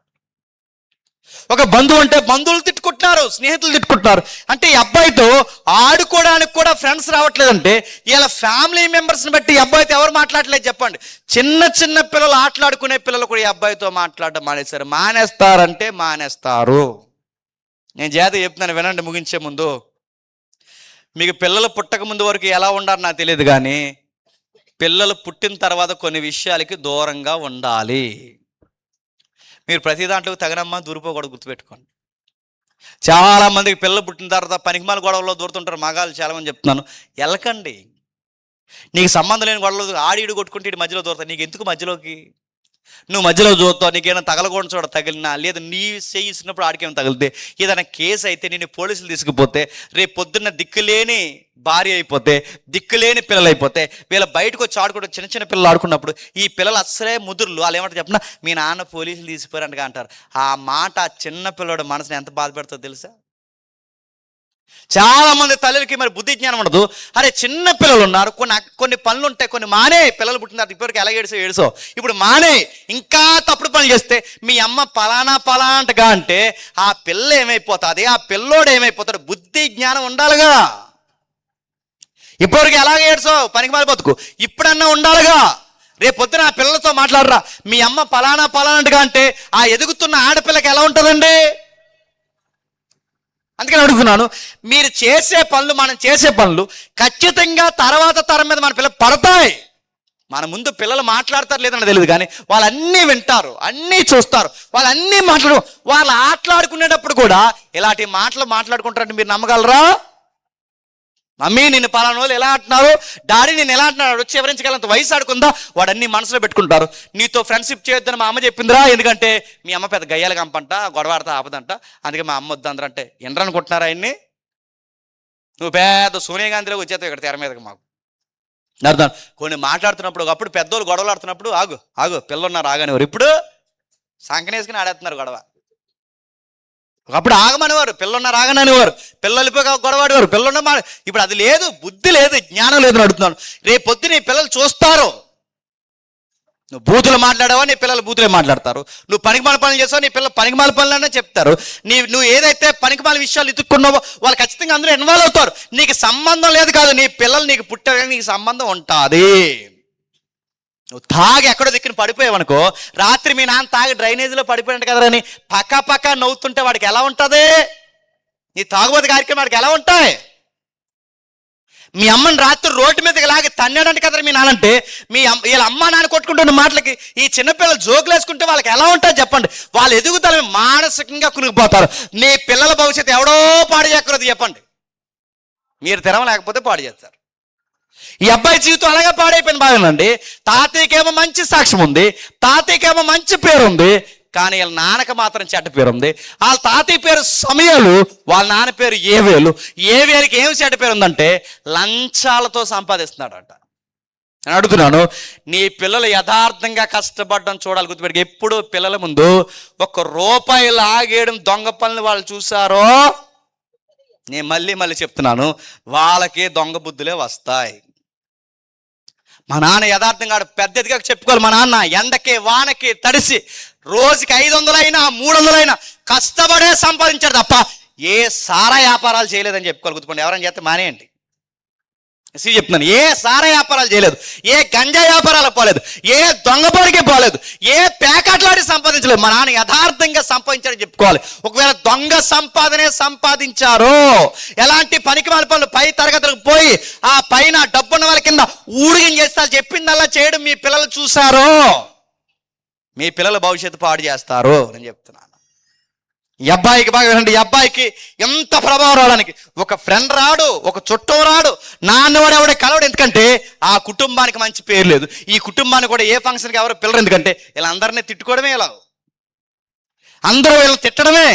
ఎందుకంటే అన్యాయంగా డబ్బు సంపాదించారు, అన్యాయంగా ఎదిగిపోయారు. అన్యాయంగా ఎదిగిపోయిన డబ్బు వలన ఏమైనా నెమ్మది ఉంటుందా? ప్రస్తుతానికి బాగున్నాం అనిపిస్తుంది తప్ప తర్వాత బాగుంటావా? అందుకే అక్కడ రాస్తున్నాడు చూడండి, అక్కడ రాస్తున్నాడు వాళ్ళ నాన్న వాళ్ళ చిన్నాన్న లంచాలకి మరిగి నాయని తిప్పేస్తే సరిగ్గా అప్పటికి ఆ అబ్బాయి వయసు ఎంత ఉందో చెప్పండి, బాలుడు. అప్పటి నుంచి బాధపడుతుందంట. ఎందుకు బాధపడి చెప్పుకోలేడు, ఎవరికి చెప్పుకోలేడు. నాన్నకి చెప్తే విండు, చిన్నాన్నకి చెప్తే విండు, తాతయ్యగా చెప్పే పరిస్థితులు లేవు. ఆ అబ్బాయి వయసు వివరించేంత వయసు లేదు. ఇలాంటి పరిస్థితులు ఆ అబ్బాయి ఏమైపోయి ఉంటుంది చెప్పండి, నలిగిపోయి 20 సంవత్సరాలు ఏడ్చి లైఫ్లో ఒకే ఒక్క పాట రాశాడు. ఆ పాట పేరే 88వ కీర్తన. ఆ పాట రాసి ఆ పాటలో బాధలని చెప్పుండు, దేవా ఏడుస్తున్నాను ఎప్పటి నుంచి, నా కుటుంబం కోసం ఏడుస్తున్నాను, మా నాన్న కోసం ఏడుస్తున్నాను, మా చిన్నాన్న కోసం ఏడుస్తున్నాను. ఇవేమి వివరించకుండా ఒకే ఒక మాట బయటికి రాశాడు, నేను ఏడుస్తున్నాను, దివారాత్రులు ఏడుస్తున్నాను. ఎందుకు ఏడుస్తున్నాను? ఈ కుటుంబంలో పుట్టినందుకు నేను ఏడవట్లేదు, ఈ పరిస్థితులు ఎలా ఉన్నది నేను ఏడవట్లేదు, ప్రవ్వా నా భవిష్యత్తు ఏంటో నాకు అర్థం కాక ఏడుస్తున్నాను. ఈ అబ్బాయిలో ఉన్న మంచి క్వాలిటీ ఏంటి చెప్పిన, వాళ్ళ నాన్న బాగా వినాలి, వాళ్ళ నాన్న వాళ్ళ చిన్నాన్న అంత చెడ్డ వ్యక్తులైనా ఎక్కడైనా మా పేరెంట్స్ వల్ల నేను ఏడుస్తానని ఎక్కడైనా చెప్పాడా? అది అబ్బాయిలో మనం నేర్చుకోవాల్సింది. ఎక్కడైనా అబ్బాయి ఎక్కడైనా ఆ కీర్తన అంతా చదవండి. ఈ అబ్బాయి ఎందుకు ఏడ్చాడో మనం దర్యాప్తు చేసి చదువుకుంటే మనకు తెలుస్తుందే తప్ప అసలు అబ్బాయి ఎందుకు ఏడుస్తాడో మనకేమైనా అర్థమవుతుందా? ఆ కీర్తన అంతా చదివితే మనకు అర్థం కాదు. ఇదంతా చదువుతుంటే మనకు అర్థమవుతుంది ఏమని, ఈ అబ్బాయికి బాధ అమ్మాయి కాదు, ఈ అబ్బాయికి బాధ డబ్బు కాదు, ఈ అబ్బాయికి వచ్చిన బాధ ఏది కాదు, ఈ అబ్బాయికి 20 సంవత్సరాల నుంచి బాధ ఏంటంటే వాళ్ళ తల్లిదండ్రులే బాధ అయిపోయారు. పిల్లల్ని కనడం ఒక ఎత్తు అయితే ఆ పిల్లలకి మాదిరిగా ఉండడం మరొక ఎత్తు. గుర్తుపెట్టుకోండి. చాలా మంది చేసే తప్పు ఏంటంటే పిల్లల ముందే గొడవ ఆడుకోవడం, పిల్లల ముందే చేసుకోవడం, పిల్లల ముందే కొట్టుకోవడం, పిల్లల ముందే భార్యని, ఇవన్నీ పిల్లలు చూస్తారు. నీకు ఎంత కోపమన్నా కొంతసేపు ఆగు. మీకు ఎంత కోపం అంటే మీ ఇద్దరు అవసరమైతే ఆ ఊరు దూరంగా పోయి చితగ్గొడేసి మళ్ళీ వచ్చాను ఇంటికి. కానీ వాళ్ళు ఉన్నప్పుడు ఆగండి. వాళ్ళు చూస్తారు, వాళ్ళు మాట్లాడుకుంటారు. మీరు ఏ కాజు మీద గొడవ ఆడుకుంటున్నారో అది వాళ్ళ మైండ్లో పడిందో, ఆడు ఎదిగిన తర్వాత నేను ఎంత గౌరవించమన్నా గౌరవించడానికి వాడికి మనసు రాదు. ఎందుకంటే నువ్వు తెలిసిపోతావు వాడికి. తల్లిగా కొంతమందికి ఏం మాట్లాడాలో తెలియదు, తండ్రిగా ఏం మాట్లాడాలో తెలియదు. ఆ ఎదుగుతున్న పిల్లల ముందు మాట్లాడితే ఇదిగో చూడండి పరిస్థితులు ఎలా దిగజారిపోయాయి. ఏడుస్తున్నాడు 20 సంవత్సరాల కుటుంబం కోసం ఓ కుర్రోడు ఏడుస్తున్నాడంటే తన బాధ ఎక్కడని చెప్పుకోండి, ఎక్కడా చెప్పుకోలేదండి. అబ్బాయిలో ఉన్న క్వాలిటీ ఏంటంటే ఎవరికి చెప్పినా మళ్ళీ ఎవరు లోకు అవుతారు చెప్పండి?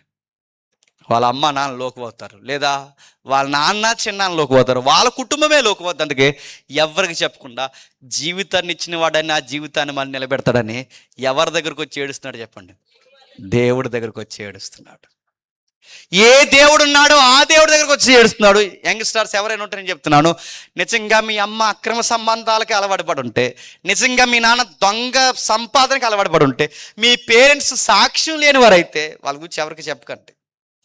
మనం చేయాల్సిన మంచి పని ఏదైనా ఉందంటే మిమ్మల్ని ఎవరైతే పుట్టించాడో ఆ దేవుడి దగ్గరికి పోయి చెప్పండి, మా అమ్మ ఎలా, మా నాన్న ఎలాగా, నా పరిస్థితి ఇది, నేను ఎవరికి చెప్పుకోలేడు, నాకు ఒక ఫ్రెండ్ లేడు, ఒక బంధువు లేడు, నాకు చెప్పుకోవడానికి ఎవ్వరు నాతో ఉండలేదు ప్రభా, నా పరిస్థితి ఇది ప్రభా అని ఆ దేవుడికే చెప్పుకోండి. జీవితాన్ని ఇచ్చిన దేవుడే మన జీవితాన్ని మళ్ళీ బాగు చేస్తాడు. అబ్బాయిలో ఉన్న క్వాలిటీ అదే. చాలామంది కుర్రోళ్ళు మాట్లాడతారు, ఎరా సరిగా చదవలేదు ఏంటని అని అడిగితే నన్ను మంచి స్కూల్లో జాయిన్ చేయాలి అంటే, లేకపోతే ఎరగదీసేద్దు మాకు మంచి స్కూల్లో జాయిన్ లేదు. చాలామంది కుర్రగాళ్ళు అంటారు ఏమనంటే, నేను అనవసరంగా ఇక్కడ పుట్టాను, పలానా ఊరిలో పుడితే బాగున్నా అంటే, పలానా ఊరిలో పుడితే ఏం చేస్తావు? నేను ఇక్కడ అనవసరంగా పుట్టాను, ముంబైలో పుడితే ముంబైలో పుట్టి ఏం తడగొడలేస్తావా? ఏం చేద్దాం? నీకు ఇక్కడ తిరగ లేకపోతే ఎక్కడ తిరగ ఉండదు. చాలామంది పాటలు పడతారు, దిక్కుమల పాట ఉంటుందండి, మా తాత రిలయన్స్ వాడు అయితే బాగున్ను, మా తాత టాటా. నీకు ఈ తాతే తిరగలేడు, మళ్ళీ నీకు ఆ తాత వీళ్ళందరూ అడుగుతున్నారు. చదివేవాడు బాగుపడేవాడు జీవితాన్ని కట్టుకునేవాడు ఎక్కడున్నా కట్టుకుంటాడు. తెరవలేనివాడు ఎక్కడున్నా, నేను అడుగుతున్నాను, ఈదు దీపాల కింద కూర్చుని మన దిగువ తరగతి నుంచి రాజ్యాంగాలు రాసిన వాళ్ళు లేరా? జాతిని ఉద్ధరించిన వాళ్ళు లేరా? పార్లమెంట్ స్థాయిలో కూర్చున్న వాళ్ళు లేరని అంటున్నావు. ఉన్నారు. బాధ్యత ఉన్నవాడు ఎక్కడైనా బాగుపడతాడు. నువ్వు చెడిపోవాలనుకున్నప్పుడు నువ్వు ఎలాగైనా చెడిపోతావు. ఈ అబ్బాయి చిన్నాన్న మంచోడు కాదు, వాళ్ళ నాన్న మంచోడు కాదు, ఇంత ఎవరో మంచోడు లేకపోయినా ఆ అబ్బాయి ఏడ్చేడ్చి దేవుడు చెప్పుకున్నాడు. ఆ అబ్బాయిలో ఉన్న గుడ్ క్వాలిటీ చెప్పిన తన పేరెంట్స్ని ఎక్కడ డౌన్ చేయలేదు. మీరు నేర్చుకోవాల్సింది, నిజంగా మీ అమ్మ మంచిది కాకపోవచ్చు, నిజంగా మీ నాన్న మంచోడు కాకపోవచ్చు, కానీ ఎవరికి చెప్పక వాళ్ళ గురించి. ఏ దేవుడు ఉన్నాడో ఆ దేవుడికి వచ్చి చెప్పుకో. ఎందుకంటే మన దేవుడు ఒక ఆజ్ఞ ఇచ్చాడు, ఏమని తెలుసా? మీ తల్లిదండ్రులను ఎలాటోలైనా, వాళ్ళు ఎలాటోలంటే ఎలాటోలైనా సన్మానించు. వాళ్ళు తాగుబోతులా సన్మానించు, వాళ్ళు తిరుగుబోతులా సన్మానించు, వాళ్ళకి ఇవ్వాల్సిన గౌరవం ఇచ్చేయి. ఎందుకంటే వాళ్ళకి తెలియదు రేపొద్దు నువ్వన్నా నిలబడి, అమ్మా ఇది లైఫ్ కాదు, డాడీ ఇది లైఫ్ కాదు, ఇలా ఉండకూడదు, జీవితంలో సొసైటీలో ఇలా ఉండాలి, నువ్వు చెప్పే స్థాయి వచ్చేంత వరకు వాళ్ళకి ఇవ్వాల్సిన గౌరవాన్ని ఎంత తప్పన నువ్వు వాళ్ళ గౌరవాన్ని సమాజంలో వాళ్ళ ఇజ్జత్ తీయడానికి చెప్పండి, నీకు రైట్ లేదు. తల్లిదండ్రులు గౌరవించాలి. నేను అడుగుతున్నాను, యోసేపు కుటుంబం ఏదైనా మంచి కుటుంబమా? యోసేపు గారి కుటుంబం, పాత నిబంధన యోసేపు మంచి కుటుంబం చెప్పండి. వాళ్ళ నాన్న పేరు అదో రకం, వాళ్ళ అమ్మ అదో టెంపరు, వాళ్ళ చిన్నమ్మ ఆవిడ గేమింగ్. నేను అడుగుతున్నాను, ఒక్కొక్కరు ఒక టైపు. వాళ్ళ అన్నీలు ఒక ఊరిని నరికేస్తారు, వాళ్ళ చెల్లి ఆడెవడో ఏదో చేశాడు, వాళ్ళ చెల్లి పేరు దేనా. ఒక్కరికైనా మంచి సాక్ష్యం ఉందో చెప్పండి? ఎక్కడైనా వాళ్ళ ఫ్యామిలీని డౌన్ చేశాడా?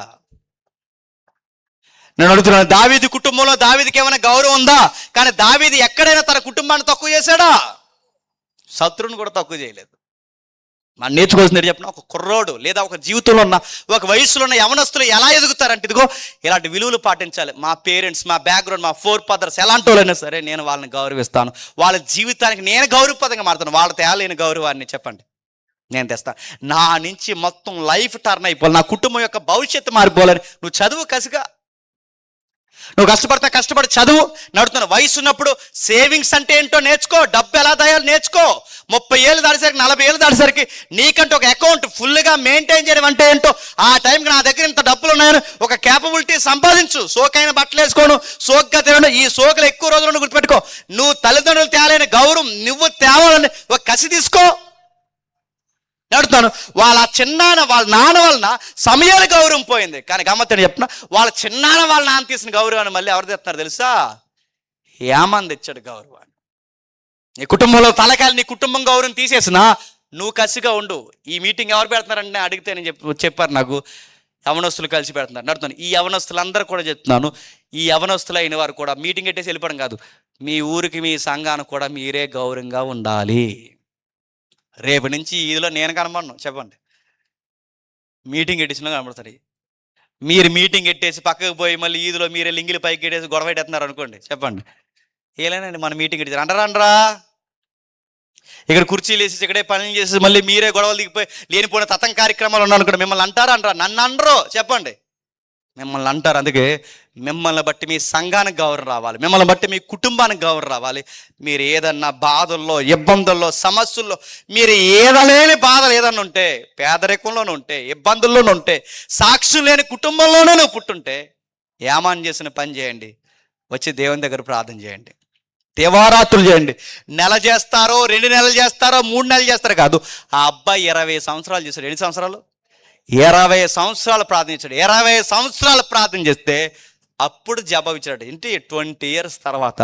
అప్పటి వరకు జవాబు రాదు. మనకి 3 రోజులు కూడుకులు పెట్టి 3వ రోజు ఉపవాస కూడుకులు జవాబు రాతే చచ్చికెళ్ళ మానేద్దాం మనం. ఇక్కడ 3 రోజులకే 3 వారాలు వెళ్ళి పని అవ్వకపోతే 7 వారాలు వెళ్ళాడు, 7 వారాలు పని అవ్వకపోతే మొత్తానికి ఇంకెక్కడ రానన్నాడు ఇడు. అది మన ప్రార్థనలు. 20 ఇయర్స్ ప్రేయర్ చేశాడు. 20 ఇయర్స్ అబ్బాయికి సమాధానం రాలేదు. ఎలా వచ్చిందో సమాధానం ఒకసారి చూడండి. మొదటి దినవృత్తాంత గ్రంథం ముగిద్దాం. మొదటి దినవృత్తాంత గ్రంథం 25వ అధ్యాయం. మొదటి దినవృత్తాంత గ్రంథం 25వ అధ్యాయం 5-6 వచనాలు చూడండి. మొదటి దినవృత్తాంత గ్రంథం 25వ అధ్యాయం 5-6 వచనాలు.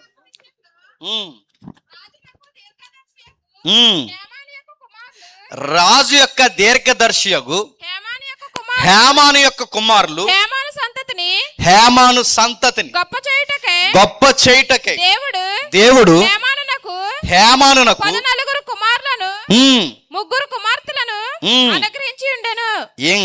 వీరందరూ, అక్కడ మంచి మాట్లాడారు చూడండి, వీరందరూ దేవుని వాక్య విషయంలో రాజునకు దీర్ఘదర్శియగు యామాను యొక్క కుమారులు. అంటే రాజునకు దీర్ఘదర్శిగా పనిచేస్తున్న యామాను, ఆ యామానికి కొడుకులు. బాగా వినండి. అంటే ఈయనకి ఎన్ని క్వాలిటీస్ ఉన్నాయి? గాయకుడు, రచయిత, సంగీతం ఎలా ఉండాలో చెప్తున్నాడు. ఇప్పుడు రాజుగారికి ఏంటట? దీర్ఘదర్శి అంటే ఏంటి? భవిష్యత్తుకి ఏ నిర్ణయాలు తీసుకుంటే మన రాజ్యానికి మంచి పేరు వస్తుందో మంచి సలహాదారుడే దీర్ఘదర్శి. అలాంటి దీర్ఘదర్శి అంటే ఇంత మంచి క్వాలిటీస్ ఉన్నాయి. మీరు చూడండి, ఆయన దీర్ఘదర్శి, ఆయనకి గాయకుడు, రచయిత, ఇన్ని క్వాలిటీస్ ఉన్న ఆయన్ని దేవుడు హెచ్చించాలనుకున్నాడట. ఎలా ఇచ్చేస్తున్నారు చూడండి. హేమాను సంతతిని గొప్ప చేయడానికి నడుతున్నాడు. హేమాను సంతతిని ఎందుకు గొప్ప చేయాలనుకున్నాడు? సమూయేలు సంతతి చెడిపోయారు. సమూయేలు సంతతి నుంచి వచ్చినవాడు యామాను. ఇప్పుడు యామాను సంతతిని హెచ్చిస్తే మళ్ళీ సమూయేలు పేరు మళ్ళీ స్థాపింపబడుతుంది. ఎంత బాగా దేవుడు నిర్ణయం తీసుకుంటున్నాడు చూడండి.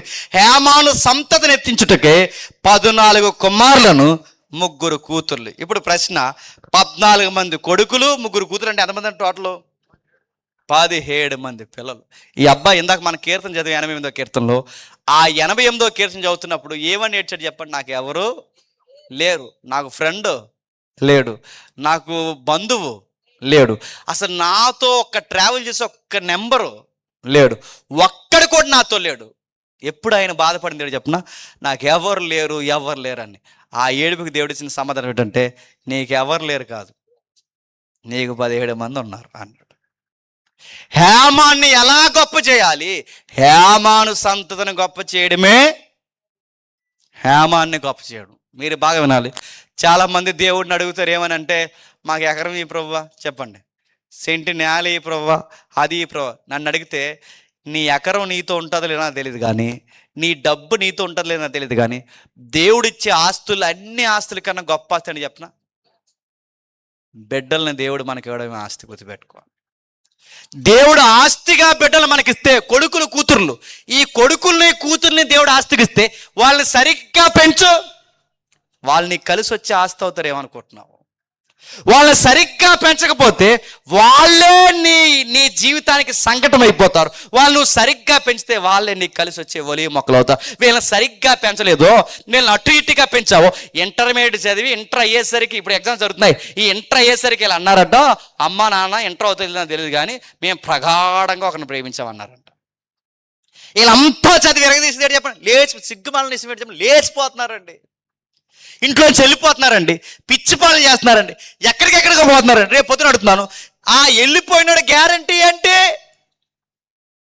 లేదు తీసుకెళ్ళిపోయిన ఆమె గ్యారంటీ అంటే, అరే 25 ఏళ్ళు పెంచిన అమ్మా నాన్న వదిలేసి వచ్చేసింది, 25 ఏళ్ళు పెంచిన అమ్మా నాన్న వదిలేసి వీడు వచ్చేస్తున్నాడు, రేపు పొద్దున్న వీడు ఉంటాడని గ్యారంటీ ఏంటి? గ్యారంటీ ఏంటి అడుగుతున్నాను. వాడు దైవికమైన వ్యక్త, వాడు దైవికమైన కుమార్తె, వాళ్ళు ఉంటారని గ్యారంటీ ఏంటి?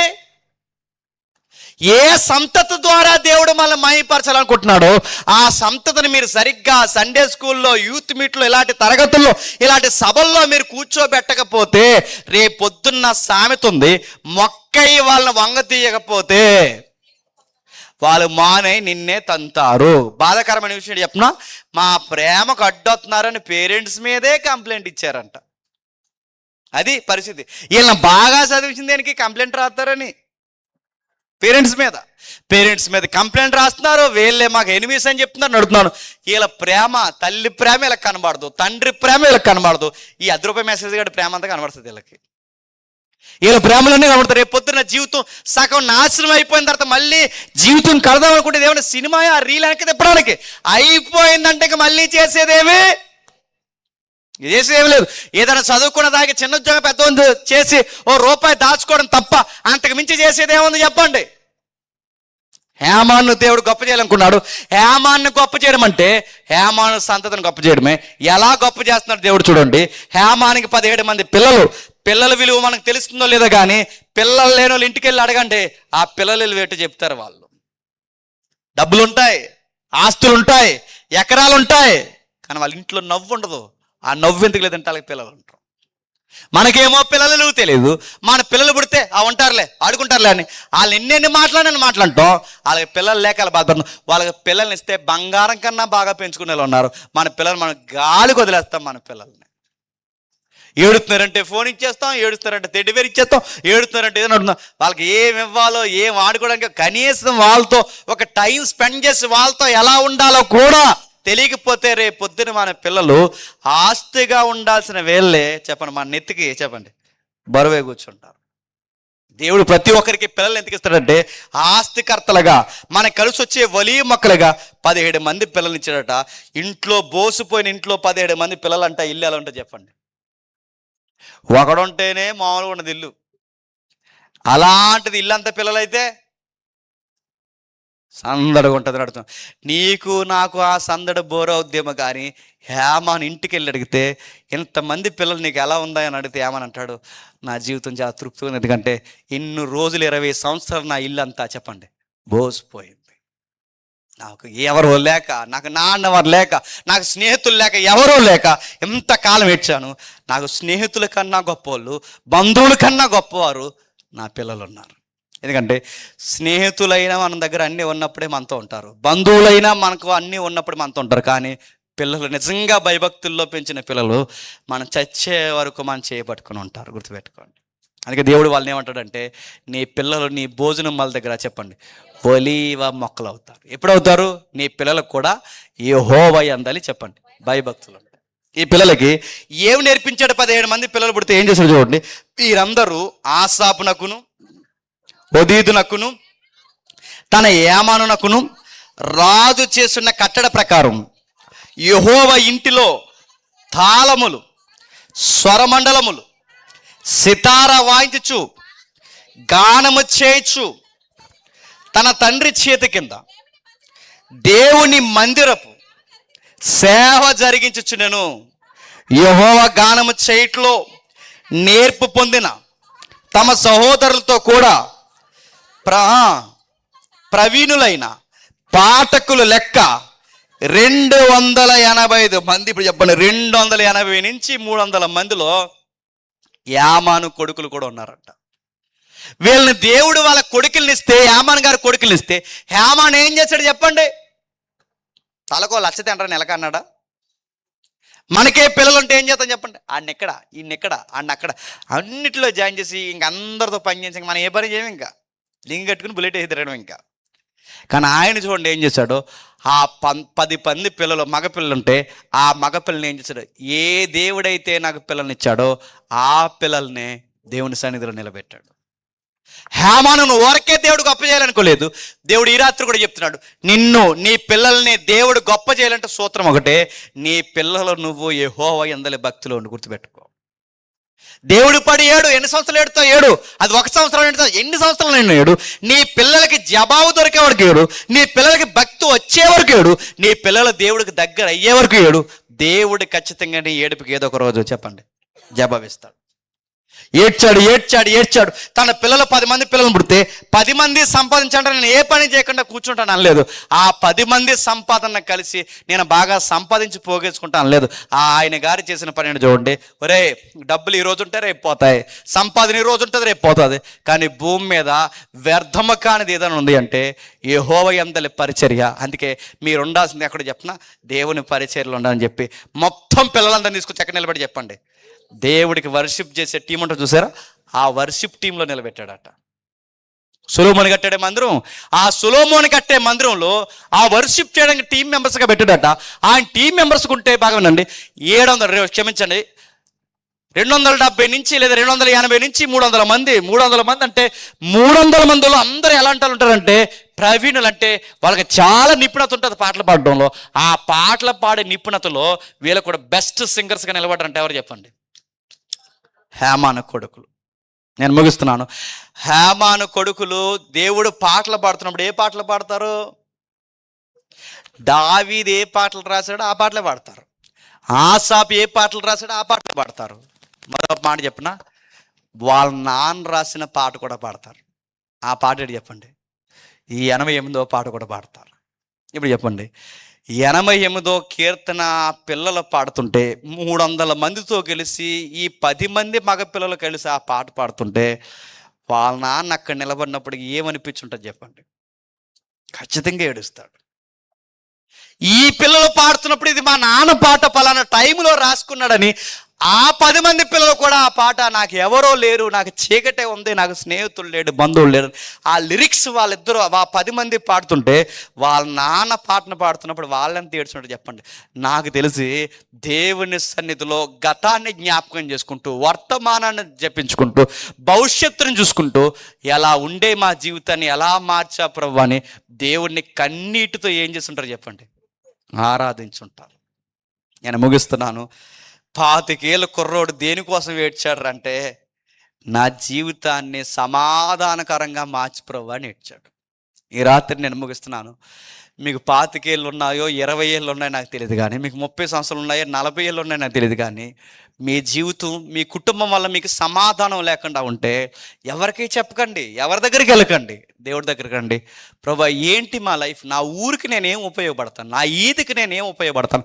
నా కుటుంబానికి నేను ఏం గౌరవం తెస్తాను? నాకు సమాధానం ఇచ్చే వరకు నన్ను నడిపించు ప్రభు అని దేవుడికి. ఈరోజు సమాధానం రాకపోయినా రేపు వస్తుంది, రేపు రాకపోయినా ఇప్పుడు వస్తుంది.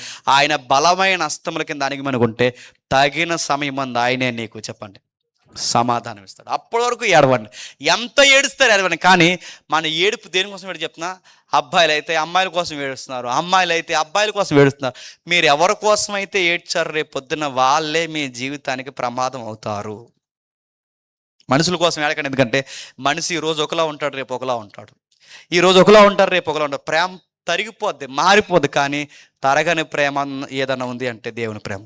ఆ దేవుని దగ్గర ఏడవండి. దేవా, మా భవిష్యత్తు ఇది, మేము పుట్టినందుకు మా చదువులను ఆశీర్వదించు, మా చదువుల్ని, మా గ్రామానికి. ఎందుకంటే మీ ఏరియాలో ఏం జరుగుతుందో, క్రిస్టియానిటీకి ఎంత అన్యాయం జరుగుతుందో మీరు చూస్తున్నారు. అవి చూస్తున్నప్పుడు మీ రక్తం ఎలా ఉందో నాకు తెలియదు, కానీ చదువుకుంటున్న పిల్లలుగా మీరు అనుకోవాలి, మా జనరేషన్ వచ్చేసరికి మేమే చట్టాలు మాట్లాడే స్థాయికి, మేమే ఉన్నతమైన స్థాయికి, మా క్రైస్తవ విలువల హక్కులు కాపాడే స్థాయికి మేమే ఎదగాలి. నాయ కోవిదులు కానీ కసితో చదవండి.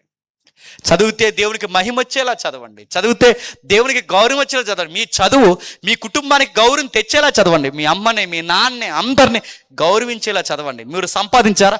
ఆ రూపాయి గౌరవప్రదమైన సంపాదన నువ్వు ఒక వస్తువు కొంటే మీ ఊరికే ఆశ్చర్యకరంగా ఉండేలాగా, ఒక చక్కటి స్థితిగతుల్లో ఉండేలాగా సంపాదించండి. ఇలాంటి స్థితిగతులు మీరు వస్తే నేను మళ్ళీ చెప్తున్నాను, దేవుణ్ణి పడి వేడవండి. దేవుడు మీకు సర్వము సమృద్ధిగా మారుస్తాడు. హేమను మార్చేశాడు. తాతయ్యకున్న సాక్ష్యాన్ని మళ్ళీ ఈ అబ్బాయికి తెచ్చాడు. వాళ్ళ నాన్న మంచోడు కాకపోయినా, వాళ్ళ చిన్నాన్న మంచోడు కాకపోయినా, ఈ అబ్బాయి జీవితాన్ని, తన పిల్లల జీవితాన్ని మంచి సాక్ష్యంగా మలిచాడు. ఒకవేళ మీ అమ్మ మంచిది కాదేమో, మీ నాన్న మంచోడు కాదేమో, మీ అమ్మమ్మ, మీ తాతయ్యలు ఎవరో మంచోడు కాదేమో, వాళ్ళందరినీ పక్కన పెట్టు. వాళ్ళ గురించి నువ్వేం డిస్కషన్ చేయకు. ఎంత ఏడవాలో దేవుడి దగ్గర ఏడు. ఏ ఆడపిల్ల కొరకు ఏడవద్దు, ఏ మగపిల్లడి కోసం ఏడవద్దు, మీ వయసులో దేనికోసం ఏడవద్దు. చదివేరా? చదివేయండి. డబ్బులు సంపాదించాలా? సంపాదించండి. ఉద్యోగం కొట్టాలా? కొట్టండి. ఏదో ఒక పని చేయండి. 60 ఏళ్ళు 70 ఏళ్ళు ఉండి వెళ్ళిపోయి మనం మన ఊరికి, మన పుట్టిన ప్రాంతానికి, మన ఇంటికి ఏదో గౌరవాన్ని తెచ్చి దేవునికి మహిమ తెచ్చి వెళ్ళిపోవాలని ఈ కసితో చదవండి. ఇది కాకుండా సినిమా యాక్టర్లో చెదారం తిరిగారో రేపొద్దున కాయింతలు ఎత్తుకోవడం కూడా పనికిరారు. మళ్ళీ చెప్తున్నాను నేను, దేనికి పనికిరారు. ఈ మధ్య ఎక్కడ లేని బాడీ పిచ్చి వచ్చింది. బాడీ బిల్డింగ్లు నడుతున్నాను, చేసుకో. ఈ బాడీ బిల్డింగ్లతో పిచ్చుతుంటే చెయ్యి, ఫిట్నెస్ మంచిదే, కానీ ఆ బాడీ బిల్డింగ్లో జిమ్ చుట్టూ తిరిగావు, రేపు పొద్దున్న జిమ్ దగ్గర నేను మళ్ళీ చెప్తున్నాను, ఆ బరువులు ఎత్తుకుని తుడుచుకోవడం తప్ప దేనికి పనికిరారు. మళ్ళీ చెప్తున్నాను, చెయ్యాల్సిందే. చదివే టైంలో చదువు, ఫిట్నెస్ టైంలో ఫిట్నెస్ పెంచు, చదివే టైంలో చదువు, జాబ్ కొట్టే టైంలో కొట్టు, ఒక చక్కటి ఇల్లు కట్టు, ఒక పిల్లని చేసుకో, పెళ్లి చేసుకో, చక్కగా పిల్లని కాను, ఒక గౌరవప్రదమైన సమాజంలో ఉండు. నిన్ను చూస్తే ఇలా ఉండాలని చెప్పుకుని ఉండు. అలాంటి స్థితిగతులు ఎలా వస్తాయంటే నువ్వు ప్లాన్ చేస్తే వస్తే లేదో నాకు తెలియదు, కానీ ఆ దేవుడి దగ్గరకు పోయి ప్రార్థన చేయి. ఖచ్చితంగా దేవుడు నీకు చెప్పండి ఉన్నతమైన సమాధానం వస్తుంది. యామాన్ని ఆదరించిన దేవుడు మన గ్రామంలో ఉన్న ప్రతి బిడ్డని దేవుడు ఆశీర్వాదకరంగా మార్చును గాక. Amen, amen, amen, amen. ప్రార్థన చేద్దాం. ప్రేమగల తండ్రి, కృపగల దేవ, ఎవరికి ఈ సంగతి అర్థమైనా తెలియదు తండ్రి. ఈ యవనస్తులు పెట్టిన తండ్రి సదస్సును బట్టి మీకు స్తుతులు తండ్రి. చాలామంది యవనస్తులకు తండ్రి చెడు వ్యసనాలే ఫ్యాషన్ అనుకుంటున్నారు, హీరోయిజం అనుకుంటున్నారు తండ్రి. వారి తండ్రి విలువ